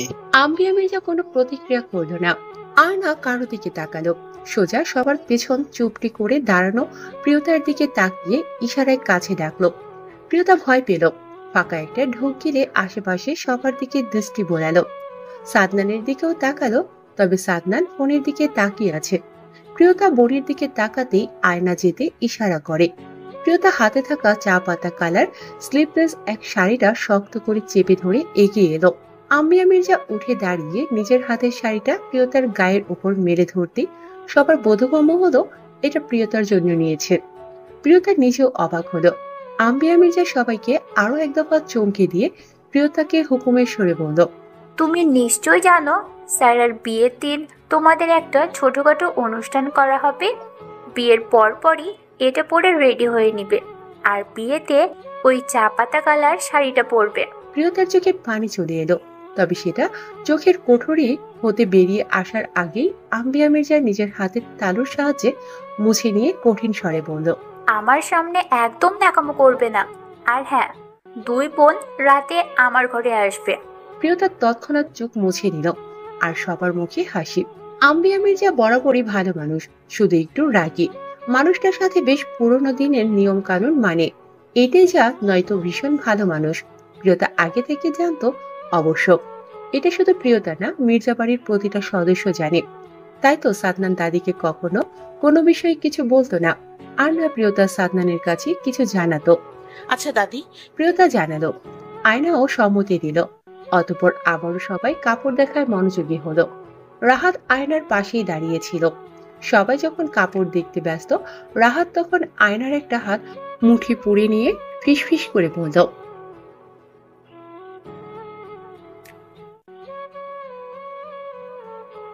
আয়না শুধু প্রশান্তির হাসি হাসলো। আয়না বরাবরই চুপচাপ কথা কাটাকাটি কোনোদিনই করেনি। রাহাতের সাথে সব সময় কথা কম বলে। রাহাতের অবশ্য প্রথম প্রথম মনে হতো আয়না হয়তো ওর সাথে এমন, কিন্তু না, আয়না মানুষটাই এমন। থাকে না কিছু মানুষ অল্পতেই খুশি, আয়নাও ঠিক তেমন। প্রিয়তা, আয়না, সুফিয়া বেগম, সালেহা বেগম সবাই আম্বিয়া মির্জার রুমে উপস্থিত। আম্বিয়া মির্জা বসে আছে। বিছানার সামনে অনেকগুলো গহনা রাখা। গহনাগুলো যে অনেক পুরনো সেগুলো এক দেখায় যে কেউ বুঝতে পারবে। তবে প্রিয়তা বুঝতে পারছে না তাদের এখানে ডেকে দাদি এগুলো কেন বের করছে। ছোট নাতবো, এগুলো তুমি আমার দেওয়া শাড়িটার সাথে পরবে অনুষ্ঠানে, মনে থাকবে? কিন্তু আমি কিচ্ছু শুনতে চাই না। প্রিয়তা চুপ করে গহনাগুলো হাতে নিল। আম্বিয়া মির্জা আয়নার হাতেও সেম ডিজাইনের একটা নেকলেস, মোটা মোটা 2টা বালা, বড় বড় একজোড়া কানের জিনিস, একজোড়া নুপুর, সাথে নাকের একটা বড় নথ, আর কোমরের একটা বিছাপ। প্রিয়তা গহনাগুলো এক পলক দেখে নিল। গহনা, সাজগোজ এসবের প্রতি কোনোদিনই দুমনের বেশি আগ্রহ নেই। আম্বিয়া মির্জা গহনাগুলো দিয়ে আগের স্থানে গিয়ে বসে পড়ল। আবার অতঃপর 2 ছেলের বউয়ের উদ্দেশ্যে বলল, তোমাদেরও কিন্তু দেওয়া হয়েছে, আর তোমাদের মেয়েদের জন্য আছে। তবে বালা জোড়া শুধু বাড়ির বউয়ের পাই। জি আম্মা, সুফিয়া বেগম বলল। তারপর সবাই আম্বিয়া মির্জার রুম হতে বেরিয়ে এলো। প্রিয়তা গুটি গুটি পায়ে রুমে এসে সেগুলো বিছানায় রেখে সাদনানের উন্মুক্ত বুকে শুয়ে পড়ল। জোরে জোরে শ্বাস ফেলে বলল, দাদি দিয়েছে। তোমার নেই? দাদি দিয়েছে। ভালো তো। সাদনানের দায়সারা ভাবে জবাব। প্রিয়তা এবার মুখের অবস্থা এমন করলো যেন কেঁদে ফেলবে। সাদনান তড়িঘড়ি করে উঠে বসলো। বউকে নিজের বাহু ডোরে আগলে নিল। মুস্কি হেসে বলল, পাগল, মজা করছিলাম। প্রিয়তা তাও নাক টানে। ও ভেবেছে হয়তো সাদনান রাগ করে এসব বলছে। সাদনান বউকে বুকের উপর আগলে রেখে হঠাৎ জানতে চাইল, ওষুধ খেয়েছো? প্লিজ। কণ্ঠে আকুতি। সাদনানের বুকের ভিতর ধক করে উঠল। সে কি একটু বেশি করেছে? সাদনান প্রিয়তাকে নিজের বুকের উপর হতে আগলা করলো। 2 হাতের আঁচল নিয়ে নিল প্রিয়তার মুখখানা। প্রিয়তার দৃষ্টিতে কেমন আকুলতা, কিছু পাওয়ার জন্য আবেদন। সাদনান সেদিকে তাকিয়ে থমথমে খেল। ফিরাবে না বউকে। আল্লাহ যদি চায় তবে আর কোনো কৃত্রিম পদ্ধতি ব্যবহার করবে না। দেখা যাক কি হয়। আমার তুমিকে সুস্থ দেখতে চাই, সব দিক সামলে চলবে। প্রিয়তা কি বুঝলো কে জানি, শক্ত করে জড়িয়ে ধরলো সাদনানকে। সাদনান নিজেও বউকে আগলে নিল। একটু তো লজ্জা পাওয়া উচিত, ছাড়ুন। সারা মাইশার কথা শুনে মুখ ভেঙচি কাটে, কোনো কথা বলে না। মাইশা হতাশার শ্বাস ছাড়ে। এই মেয়েকে বলেও কোনো লাভ নেই। কে বলবে এই মেয়ের বিয়ে আজ? দেখো কত সুন্দর, সবার সাথে হেসে হেসে আড্ডা দিচ্ছে। একটু তো লজ্জা সরম পাওয়া উচিত কনের। নিচে অনেক মানুষ, আশা করি সেখানে ভদ্রভাবেই থাকবে, নয়তো তাদেরকে ডাকবো। মাইশা কথা শেষ করে চলে গেল। মাইশা যাওয়ার পরপরই সারাকে কয়েকজন মেয়ে মিলে হলুদের অনুষ্ঠানের জায়গায় নিয়ে এলো। সারা আর রাহানের হলুদের অনুষ্ঠান শেষ হয়েছে। রাহানরা আবার তাদের বাড়ি ফিরে গিয়েছে। এখন শুধু সবাই যে যার মতো মজা করছে। প্রিয়তা সারার পাশে বসে আছে। তার ঠিক বরাবর সাদনান দাঁড়িয়ে কথা বলছে কিছু লোকের সাথে। প্রিয়তা সাদনানের দিকে এক দৃষ্টিতে তাকিয়ে আছে। সাদনান একবারের জন্য তাকায়নি। অবশ্য বাড়ির পুরুষ লোক ছাড়া বাহিরের লোক এদিকে আসা নিষিদ্ধ। সালেহা বেগম কোথা থেকে হন্তদন্ত হয়ে ছুটে এলো। এখানে আর বসে থেকে কাজ নেই, যা ফ্রেশ হয়ে চট করে শুয়ে পড় গিয়ে। সারা মায়ের মুখ পানে একবার তাকালো। কালকের পর থেকে আর এই মুখটা রোজ সকালে ঘুম ভেঙে দেখা হবে না। ও মা, দেখো এখনো বসে আছে। প্রিয়, ওকে নিয়ে যা তো। আচ্ছা মা। প্রিয়তাকে উদ্দেশ্য করে বলল সালেহা বেগম। প্রিয়তা সম্মতি দিয়ে জানায়। সারা চোখে হালকা পানি এলো, তবে তা গড়িয়ে পড়ার আগে মুছে নিয়ে প্রিয়তার সাথে চলে গেল। সারা আর রাহানের বিয়েটা খুব সুন্দর করে হয়ে গেল। একটু তাড়াহুড়ো সহিতেই হয়েছে। বেলা এখন 2টা। সারার বিয়ে শেষ, ওদের একসাথে বসানো হলো। ততক্ষণে প্রিয়তাকেও সাজিয়ে গুছিয়ে নিয়ে এসেছে আম্মিয়া মির্জা। কেউ কেউ অবাক হলো, কেউ আবার প্রশংসা করলো। অবাক হওয়ার অবশ্য অনেক কারণ রয়েছে, সাথে প্রশংসা করারও। সবাই প্রিয়তাকে এটা সেটা দিয়েছে, কেউ আবার আগেই দিয়ে দিয়েছে। প্রিয়তার পাশেই আম্বিয়া মির্জা বসে আছে, কিন্তু হঠাৎ করেই উনি উঠে চলে গেল। প্রিয়তার এবার ভীষণ অস্বস্তি হতে লাগলো। এত মানুষের ভিড়ে পরিচিত মুখ খুব কমই আছে, তাও আবার সবাই দূরে দূরে। শুধু মাইশা একটু কাছে আছে, তাও মাইশা নিজেও অসুস্থ। তাকে তার মা সুফিয়া বেগম আগলে দাঁড়িয়ে আছে। আয়ান নেই এখানে, থাকলে ঠিক বোনের পাশে দাঁড়িয়ে থাকতো। আর আয়না, সে তো ইনিয়াকে নিয়ে হয়রান। রাহাত নিজেও হয়তো কোথাও কাজ করছে। প্রিয়তা সবার সাথে হেসে হেসে কথা বলছে, তবে ভিতরে ভিতরে ভয়ে লজ্জায় আড়ষ্ট। ঠিক তখনই কোথা থেকে যেন একজন বলিষ্ঠ শরীরের লোক প্রিয়তার পাশে ধপ করে বসে গেল। প্রিয়তার ভাবনায় বিভোর ছিল, তাই হঠাৎ এহেন ঘটনা হকচকিয়ে উঠে সরে বসতে চাইল, তবে পাশে বসা সুদর্শন পুরুষ সাদনান তা হতে দিল না। নিজের দানবীয় হাতখানা বউয়ের কোমর চেপে ধরে। প্রিয়তা তৎক্ষণাৎ চোখ ফিরিয়ে দেখে নিল ব্যক্তিটাকে, যে এখন কি সুন্দর হেসে হেসে সামনের কিছু লোকের সাথে কথা বলতে ব্যস্ত। প্রিয়তা সাদনানকে দেখে একটু স্বাভাবিক হলো, ধীর স্থির করে নিজেকে। আমি আছি না, এত নার্ভাস কেন হচ্ছিলে? আগে ছিলেন না। কে বলেছে? না থাকলে দেখলাম কি করে তুমি নার্ভাস। প্রিয়তা এবার থমথমে খেলো।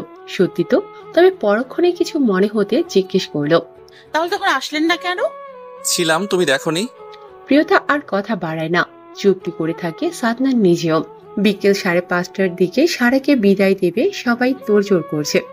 বাড়ি কাছে হওয়াতে কেউ তেমন তাগাদা দেয়নি, কিন্তু এখন তো রাত হয়ে আসে, যাওয়া দরকার।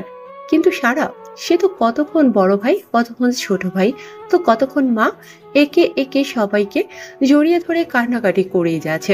কত সুন্দর করেই না সেজেছিল পার্লারের মেয়েগুলোকে, নিজে দেখিয়ে দেখিয়ে বলে বলে সেজেছিল, কিন্তু এখন সেই সাজের 12টা বেজে গিয়েছে।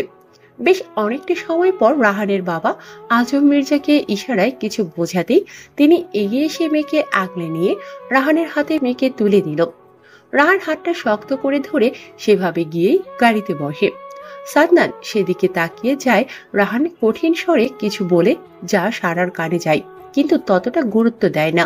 রাহান মুস্কি হেসে আশ্বাস দিয়ে জানালো, তোদের মতো এত বিলাসবহুল জীবন হয়তো দিতে পারবো না, কিন্তু ভালোবাসার কোনো কমতি হবে না ইনশাল্লাহ। গাড়ি ছেড়ে দিল। সাই সাই করে গাড়ি ছুটে দৃষ্টির আড়াল হলো। সাদনানের চোখ হতে এক ফোঁটা জল গড়িয়ে পড়ল। বাড়ির প্রতিটা সদস্য কেমন চুপচাপ হয়ে গেল মুহূর্তের মধ্যে। সালেহা বেগম ততক্ষণে কেঁদে কেটে ক্লান্ত হয়ে গিয়েছে, চুপ করে আছে তিনি। ওনাকে নিয়ে সুফিয়া বেগম আর প্রিয়তা ভেতরে চলে গেল। আস্তে আস্তে জায়গাটা জনমানবহীন হয়ে গেল। সারা রিধির সাথে ভিডিও কলে কথা বলছে। 1 ঘন্টা খানিকক্ষণ হবে। কয়েকটা মেয়ে মিলে সারাকে এখানে রেখে গিয়েছে। সারা এখানে একটা স্লিভলেস এর ব্লু কালার শাড়ি পরে আছে। শাড়িটা রাহানের মা দিয়েছে। মহিলা খুব ভালো মানুষ, সারা জানে। সারা হৃদির সাথে কথা বলে ফোন কাটতে দরজায় কেউ কড়া নাড়ে। সারা মাথায় ভালো করে ঘোমটাটা টেনে বসে। রাহানের মা এসেছে, হাতে খাবারের থালা। সারার বসতে বাকি থাকে না, খাবার তার জন্যই এনেছে। আজ সারাদিন নিশ্চয়ই কিছু খেতে পারোনি, খাবারটা চট করে খেয়ে নাও, নাকি আমি খাইয়ে দেব। রাহানের মা জানতে চাইলো। সারা সহসা একটু অবাক হলো, তবে মুখে বলল, না মা, আমি পারবো, আপনি ঘুমিয়ে পড়ুন, গিয়ে রাত তো অনেক হলো। বাবা কোথায়? আপনারা খেয়েছেন? পাগলি মেয়ে, সবে তো 8:30 বাজে, আমরা কেউ এখন খাইনি। তোমার খাবারটা আরো আগে দিতাম, কিন্তু এত কাজ, সব একা হাতে। না মা, কোনো সমস্যা নেই, আপনি যান, খাবার খেয়ে শুয়ে পড়ুন গিয়ে। সারার কথা শুনে তিনি মুচকি হেসে খাবারের প্লেটটা সেন্টার টেবিলে রেখে সারার মাথায় হাত বুলিয়ে দিয়ে প্রস্থান নিল। সারা দরজাটা হালকা ভিজিয়ে এসে হাতটা ধুয়ে খেতে বসে গেল। পেটেও ভীষণ ক্ষুধা ছিল, তাই কোনো দিকে আর তাকালো না। খাওয়ার মাঝেই কাশি উঠে গেল, আর ঠিক তখনই কেউ পানির গ্লাস ধরে সামনে। সারা না দেখে পানি নিয়ে খেয়ে নিল, কিন্তু পানি খাওয়ার পর গ্লাসে রাখতে গিয়ে হঠাৎ কিছু মনে পড়তে মাথা তুলে তাকাতেই দেখা মিলে স্বামী নামক ব্যক্তিটার। রাহান বউয়ের দিকে তাকিয়ে মুচকি হাসছে। সারা লজ্জা পেল, মুখ ফিরে উঠে যেতে নিলেই রাহান হাত ধরে আটকে দেয়। ভ্রুকুসকে প্রশ্ন করে, খাবার ফেলে কোথায় যাচ্ছ? আমার খাওয়া শেষ। আচ্ছা, কিন্তু আমরা খাওয়া শেষ হয়নি, বসো, আমাকে খাইয়ে দাও। সারা চমকে উঠল, হাতটা মোছড়ামুছড়ি করে ছাড়ানোর চেষ্টা করে বলল, আপনি বসুন, আমি খাবার নিয়ে আসছি। আনতে হবে না, তোমার হাতেরটা খাইয়ে দাও। সারা আর কোনো বাক্য প্রয়োগ করলো না, সেভাবে বসে খাবার থালা হাতে খাবার নিয়ে রাহানকে খাইয়ে দিল। রাহান তৃপ্তি করে খেল, সাথে খাওয়ার ফাঁকে সারার হাতে কামড় আর নিজের দানবীয় হাতের বেহায়া স্পর্শ তো আছেই। সারা দাঁতে দাঁত চেপে সহ্য করে, তবে একটা অন্যরকম ভালো লাগা কাজ করছে মেয়েটা দেহ মন জুড়ে। খাবার শেষে এটো থালা রেখে নিজ হাত ধুয়ে রাহানের মুখ মুছিয়ে পানি খাইয়ে দিল। রাহান পুরোটা সময় বউয়ের দিকে তাকিয়ে রয়। বিছানায় ফেলে রাখা গোলাপের পাপড়ি হাতে সারার ওপর সেগুলো ছুঁড়ে ফেলে। সারা তবুও ফিরে তাকায় না। যে মেয়েটা কাল অব্দি লজ্জা পাচ্ছিল না, আর আজ এখন সে লজ্জায় বারংবার আড়ষ্ট হচ্ছে। সারা নিজের চুল খুলে সেগুলো সুন্দর করে আশ্রে বেনুনি করে। রাহান ততক্ষণে বউয়ের একদম নিকটে এসে দাঁড়িয়ে। সারা মিররে দেখলো, কিন্তু তবুও কোনো প্রতিক্রিয়া করে না, কিন্তু ভেতরে ভেতরে ঠিক অস্বস্তি বোধ করে। গলার নিচে নাকের ডগায় ঘাম চিকচিক করছে। রাহান সবটা অবলোকন করল। আলগোছে নিজের দু হাত সারার বাহুর উপর রেখে নিচের দিকে ফিরালো। সারা চোখ বন্ধ করে নিল। রাহান হাসল। এই মেয়ে ফোনে কি ফরফর করেই না কথা বলতো, আর এখন দেখো লজ্জায় তাকাচ্ছেই না। ঘুমিয়ে পড়বো। সারার কি হলো কে জানে, শক্ত করে জড়িয়ে ধরল রাহানকে। রাহান যেন নিজের উত্তর পেয়ে গেল। এতদিনের জমানো ভালোবাসার সব দিয়ে বউকে উজাড় করে ভালোবাসলো। প্রিয়তার নিজের হাতের প্রেগন্যান্সির কিটের দিকে এক দৃষ্টিতে তাকিয়ে আছে। বাম চোখে পানি টলমল করছে, কিন্তু দৃষ্টি তার অনড়। ঠোঁট দুটো তীর তীর করে কাঁপছে। কোনো রকম ওয়াশরুমের দরজা খুলে বেরিয়ে এসে হাতের যন্ত্রটা ড্রেসিং টেবিলের ওপর রেখে বিছানায় বসে পড়ল। আলতো করে নিজের ডান হাতটা পেটে ছোঁয়াতেই টুক করে এক ফোঁটা পানি গড়িয়ে পড়ে বাম চোখ হতে। অতপর কিছু বিড়বিড় করতে করতে বিছানায় শুয়ে ঘুমের দেশে তলিয়ে গেল।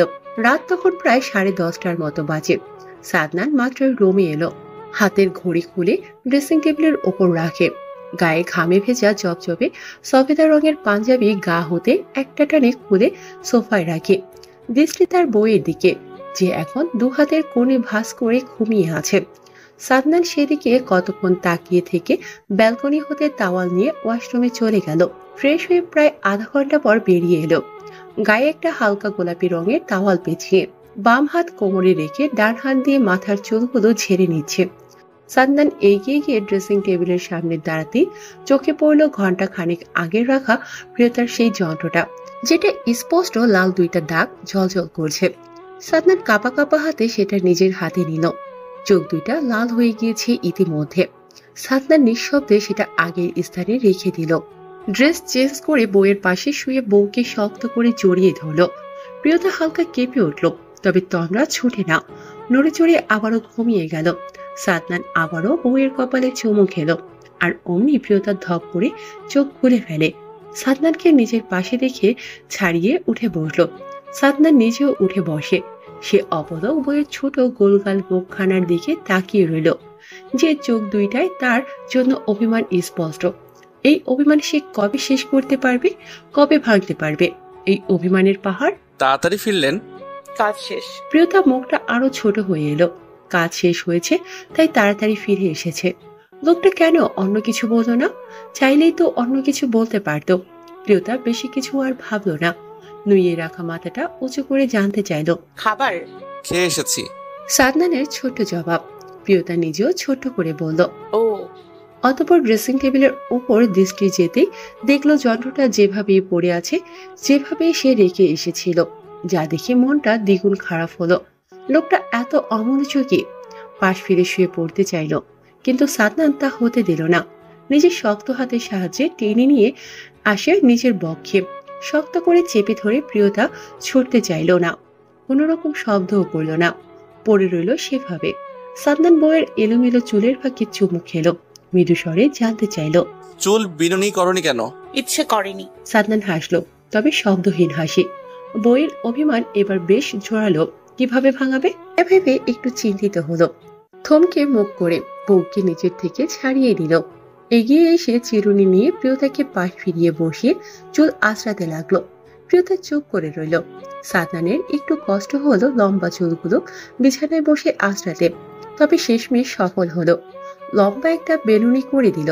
চিরুনি ঢিল ছুঁড়ে ড্রেসিং টেবিলের উপর রেখে বউকে পেছন থেকে জড়িয়ে ধরল। প্রিয়তা তখন চুপ করে রইল, তবে ভেতরে ভেতরে ঠিক ভেঙে গুড়িয়ে এলো। রোজকার ন্যায় শরীরের মৃদু কম্পন হলো, তবে শক্ত হয়ে বসে থাকে। সাদনান সবটা অনুভব করতে পারল। বউয়ের ঢোলা ঢোলা কুর্তি ঘাট থেকে সরিয়ে উন্মুক্ত ঘাড়ে নিজের পুরুষালী শক্ত অধর ছুঁয়ে মৃদু কণ্ঠে বলল, এত অভিমান করলে চলে? জানো তো কিছু পেতে হলে কিছু দিতে হয়। এই কয়টা মাসই তো বাবাকে এমপি পদে নিয়োগ করছি, আর আমি এমপি পদ হতে পদত্যাগ করছি। কথাটা প্রিয়তার কর্ণপাত হতে প্রিয়তার নড়াচড়া করে ছুটতে চাইল, কিছু বলবে তার আগে সাদনান আগের চেয়ে দ্বিগুণ চেপে ধরে নিজের সাথে। অতঃপর বলল, নড়চড় নয়, আগে সবটা বলি। ওয়াসিফ দেওয়ান মন্ত্রীর পদত্যাগ করেছে, সেখানে আমাকে সিলেকশন করা হয়েছে। প্রিয়তা এবার অবাক হলো, সাথে ভীষণ খুশি। সাদনানের বাঁধন ততক্ষণে হালকা হয়েছে। প্রিয়তায় সেই সুযোগে ফিরে জড়িয়ে ধরল সাদনানকে।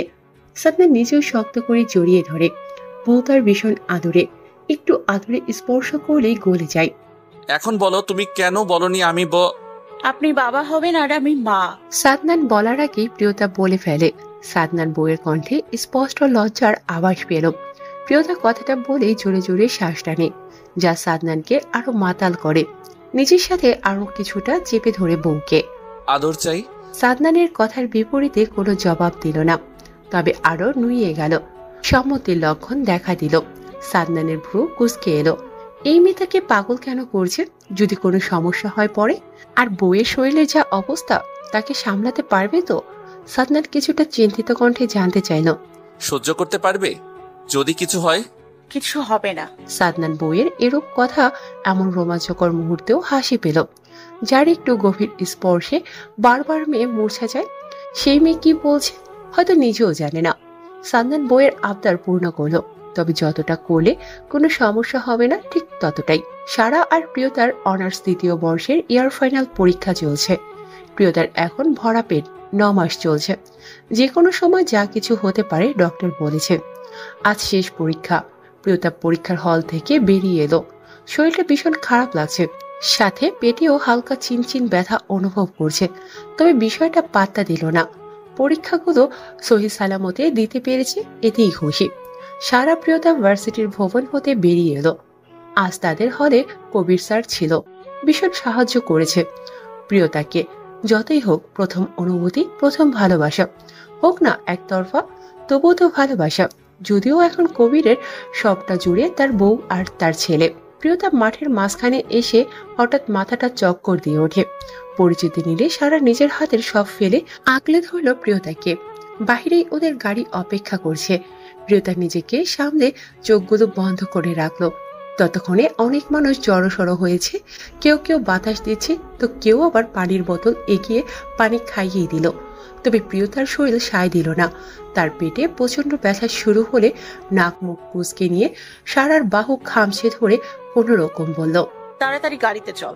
সারা শুনল। এক হাতে বোরখা হিজাব পরিহিত প্রিয়তাকে আগলে আরেক হাতে প্রিয়তার ফাইল সহ নিজেরটা নিয়ে নিল। তবে গেট টপকে যাওয়ার আগে কোথা থেকে যেন সাদনান হন্তদন্ত হয়ে ছুটে এলো। এসেই বউকে জাপটে জড়িয়ে ধরল। সাথে তার নিজস্ব সিকিউরিটি তো আছেই। পাশেই একটা মন্ত্রিসভা ছিল, আজ সেখানেই ছিল সে। প্রিয়তাকে না জানিয়ে রাখা তার গোপন সিকিউরিটি তাকে 5 মিনিট আগে ফোন দিয়ে এখানকার খবর জানিয়েছে। সাদনান ড্রাইভারকে রেখে 10 মিনিটের রাস্তা 4 মিনিটে চলে এসেছে হয়তো। পেছন পেছন এসেছে তার জন্য বরাদ্দকৃত সিকিউরিটির গাড়ি। সাদনান কোলে তুলে নিয়ে প্রিয়তাকে গাড়িতে বসিয়ে দিল। সারাও পাশে বসে। প্রিয়তা ততক্ষণে ব্যথায় ছটফট করছে। সাদনানের বুকের ভিতর তীব্র যন্ত্রণা হচ্ছে। সে ড্রাইভারকে তাগাদা দিতে লাগলো। আসবে তো সোনা, তুমি রেডি হয়ে আপু আর ভাইয়ার কাছে যাও। 3 বছর বয়সে পা দেওয়া ছেলেটা মায়ের কথা মতো কাজ করে। রেডি হয়ে নেয় মায়ের হাতে। চেহারাটা দেখতে একদম সামনে দাঁড়ানো মায়ের কার্বন কবে, কিন্তু গায়ের রং আর শরীরের গঠন ঠিক বাবার। যেমন ফর্সা তেমনই লম্বা। বয়স 3 হলে দেখতে 5-6 বছরের একজন ছেলে মনে হবে। 17 বছর বয়সী একজন কন্যা, এখন 25 বছর বয়সী প্রাপ্ত বয়স্ক নারী। প্রিয়তা ছেলে প্রহরকে রেডি করে দিয়ে নিজে ওয়াশরুমে চলে গেল। হালকা ফ্রেশ হয়ে বেরিয়ে এলো।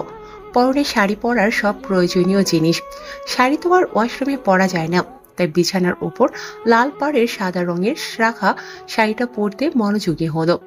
শাড়ি পরা শেষে কুচিগুলো নেড়ে চেড়ে ঠিক করার চেষ্টা করলো, আর ভাবলো বাকিটা নিচে গিয়ে কাউকে দিয়ে ঠিক করে নেবে। কিন্তু সেটা আর করতে হলো না। তার আগেই একজোড়া বলিষ্ঠ দানবীয় হাত শাড়ির কুচি ঠিক করতে দেখা গেল। প্রিয়তার মুখখানা খুশিতে চকচক করে ওঠে। তবে নিচে হাঁটু গেড়ে বসে থাকা বলিষ্ঠ পেটানো শরীরের মানবটার দিকে দৃষ্টি যেতেই হাসি হাসি মুখটা বিষাদময় হয়ে উঠল। হাতের পেশিগুলো ঘামে ভেজা, সাথে গলায় ঘাড়ে ঘাম চিকচিক করছে। সাদনান প্রিয়তার কোন রকম রেসপন্স না পেয়ে মাথা তুলে উপরে তাকালো। প্রিয়তার ভাবুক আর মলিন মুখ দেখে মুচকি হাসল। প্রিয়তা সাদনানের হাসি নজরে পড়তেই দৃষ্টি এলোমেলো ফেলে। সাদনান ইশারায় উপরের দিক ঠিক করতে বলে প্রিয়তা তাই করে। সাদনান কুচি ঠিক করে উঠে দাঁড়িয়ে হাতের ঘড়ি খুলে ড্রেসিং টেবিলের উপর রাখতে রাখতে জানতে চাইল প্রহর। প্রিয়তা ততক্ষণে পাশে সেন্টার টেবিল হতে পানির গ্লাস নিয়ে সাদনানের হাতে দিয়ে জানালো, ইনিয়াদের কাছে পাঠিয়েছি। তুমি বসো, আমি 10 মিনিটের মধ্যে রেডি হয়ে আসছি। সাদনান পানি শেষ করে গ্লাস প্রিয়তার হাতে দেয়। গায়ের সাদা রঙের পাঞ্জাবিটার উপর পরে থাকা কালো কুর্তিটা খুলে পরপরই পাঞ্জাবিটাও একটানে গা হতে খুলে সোফায় ফেলে তাওয়াল নিয়ে ওয়াশরুমে চলে গেল। বড় মনি আসবে না? সাদনান ওয়াশরুম হতে বেরিয়ে এলেই প্রশ্নটা করে প্রিয়তা। সাদনান কোনো জবাব দিল না, চুপ করে রইল। সে জানে প্রিয়তা এতক্ষণ হাত গুটিয়ে নিশ্চয়ই বসেনি, তাই জবাব দেওয়ার প্রয়োজন মনে করল না। প্রিয়তা এবার ফুঁসে ওঠে। এগিয়ে এসে সাদনানের ঠিক বরাবর দাঁড়িয়ে আবারও বলল, আপনি তো বলেছিলেন মনিকে নিয়ে আসবেন, তাহলে? সবটা তো জেনেই গিয়েছো। কিন্তু এটা কথা ছিল না, আপনি কথা দিয়েছিলেন নিয়ে আসবেন বলে। সাদনান কোনো প্রত্যুত্তর করে না। কি জবাব দেবে? সে তো নিজের সাধ্য মতো চেষ্টা করেছে, কিন্তু শেষমেশ সফল হতে পারল না নাকি তাকে সফল হতে দিল না তার ভাগ্য। সাদনানের খুব করে আজ থেকে 1 মাস আগের কথা মনে পড়ে গেল। সেদিন প্রিয়তার 25তম জন্মদিন ছিল, আর প্রিয়তা সাদনানের থেকে উপহার স্বরূপ মিতা সওদাগরকে দেশে আনার প্রস্তাব রেখেছিল। সাদনান আশ্বাস দিয়ে বলেছিল আনবে, কিন্তু সমস্যা হলো মিতা সওদাগর আসতে কিছুতেই রাজি নয়। সে আসবে না। সে এখন বিদেশে তার ভাইয়ের বাড়ি আছে, তিনি সেখানেই থাকবে।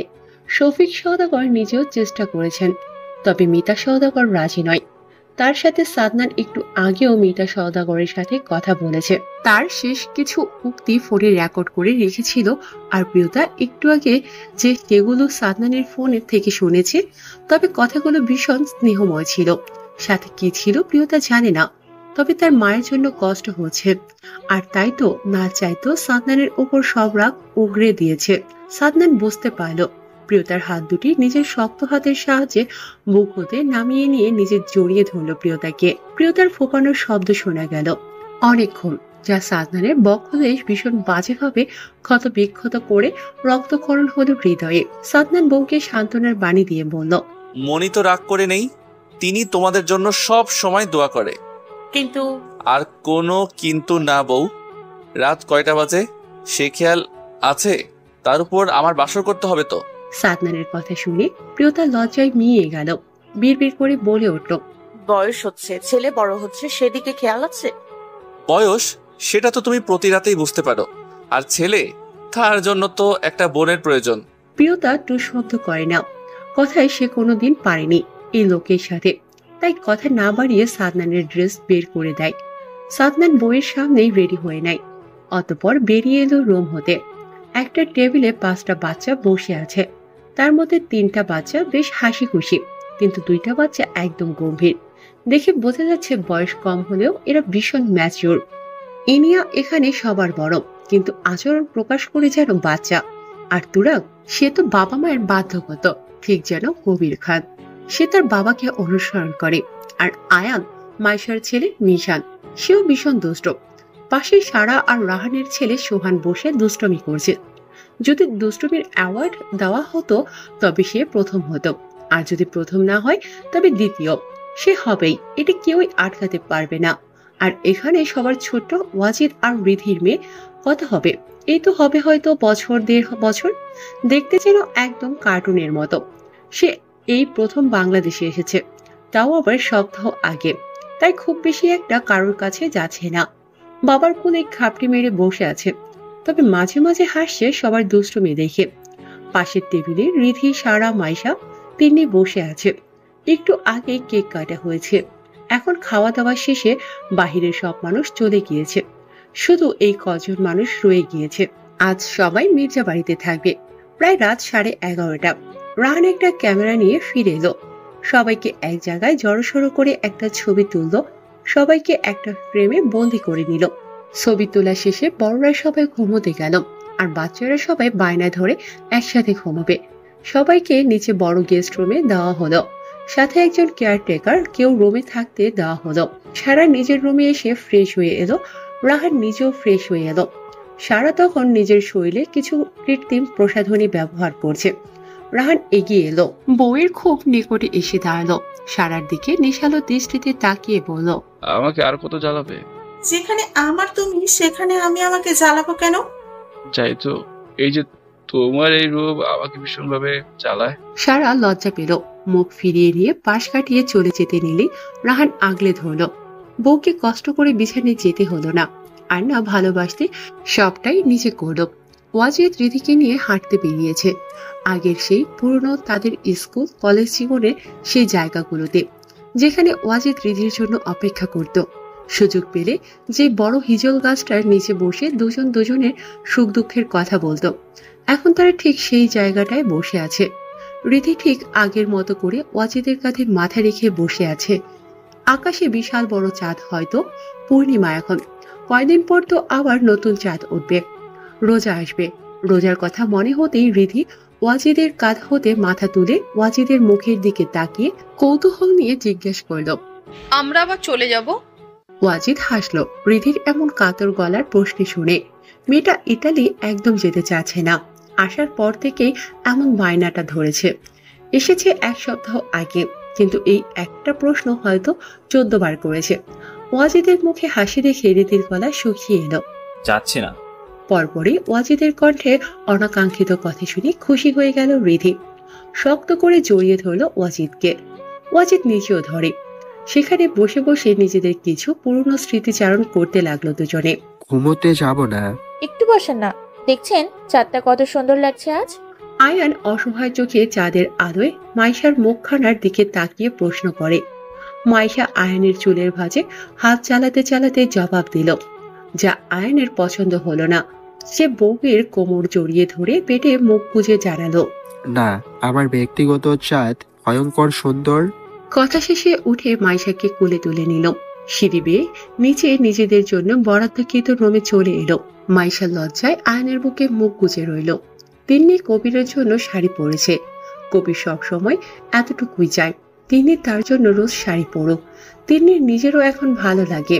প্রিয় মানুষটার জন্য নিজেকে সাজাতে কার না ভালো লাগে, তিন্নিরও লাগে। কবির পাশেই বিছানায় বসে 2 হাত বালিশের উপর রেখে থুতনিতে হাত ঠেকিয়ে বউয়ের দিকে তাকিয়ে আছে। তিন্নি শাড়ি পরে এখন হালকা করে সেজে নিচ্ছে, যা মোটেও কবিরের পছন্দ হলো না। সে নিঃশব্দে বিছানা ছাড়ল। এগিয়ে এসে বউয়ের হাতের লিপস্টিক কেড়ে নিল। তিন্নি ফেল ফেল করে কবিরের দিকে তাকিয়ে রইল। কবির ঝুঁকে এসে বউকে কোলে তুলে নিল। বিছানায় শুইয়ে দিয়ে নিজেও তিন্নির উপর নিজের ভর ছাড়ে। গলায় মুখ গুজে নিঃশব্দ কণ্ঠে জানালো, বলেছি না এসব দেবে না।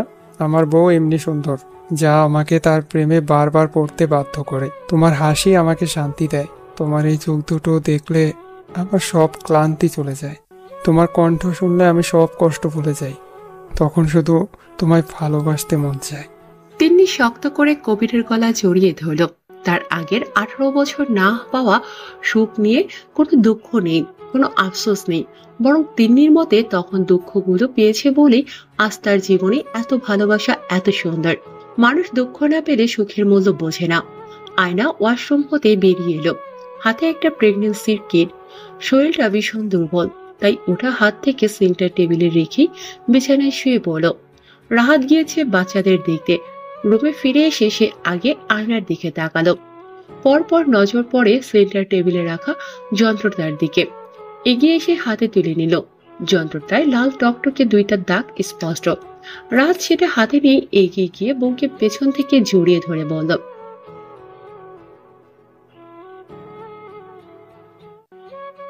আয়না কিছু বলল না, চুপ করে রইল। তবে পাশ ফিরে ঠিক জড়িয়ে ধরে রাহাতকে, বউ এটা ঠিক না। আপনি যে করেন সেটা ঠিক।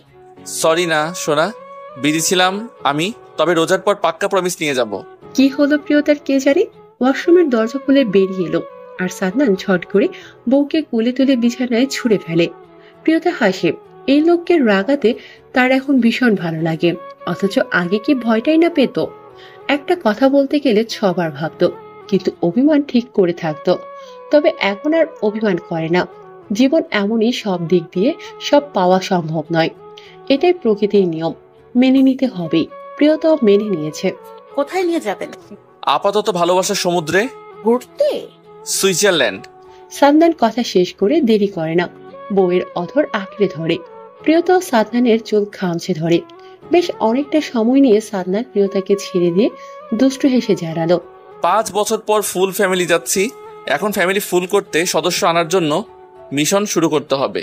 ভালোবাসা সত্যিই সুন্দর, যদি ভালোবাসার মানুষটা সঠিক হয়। সবাই ভালো থাকুন।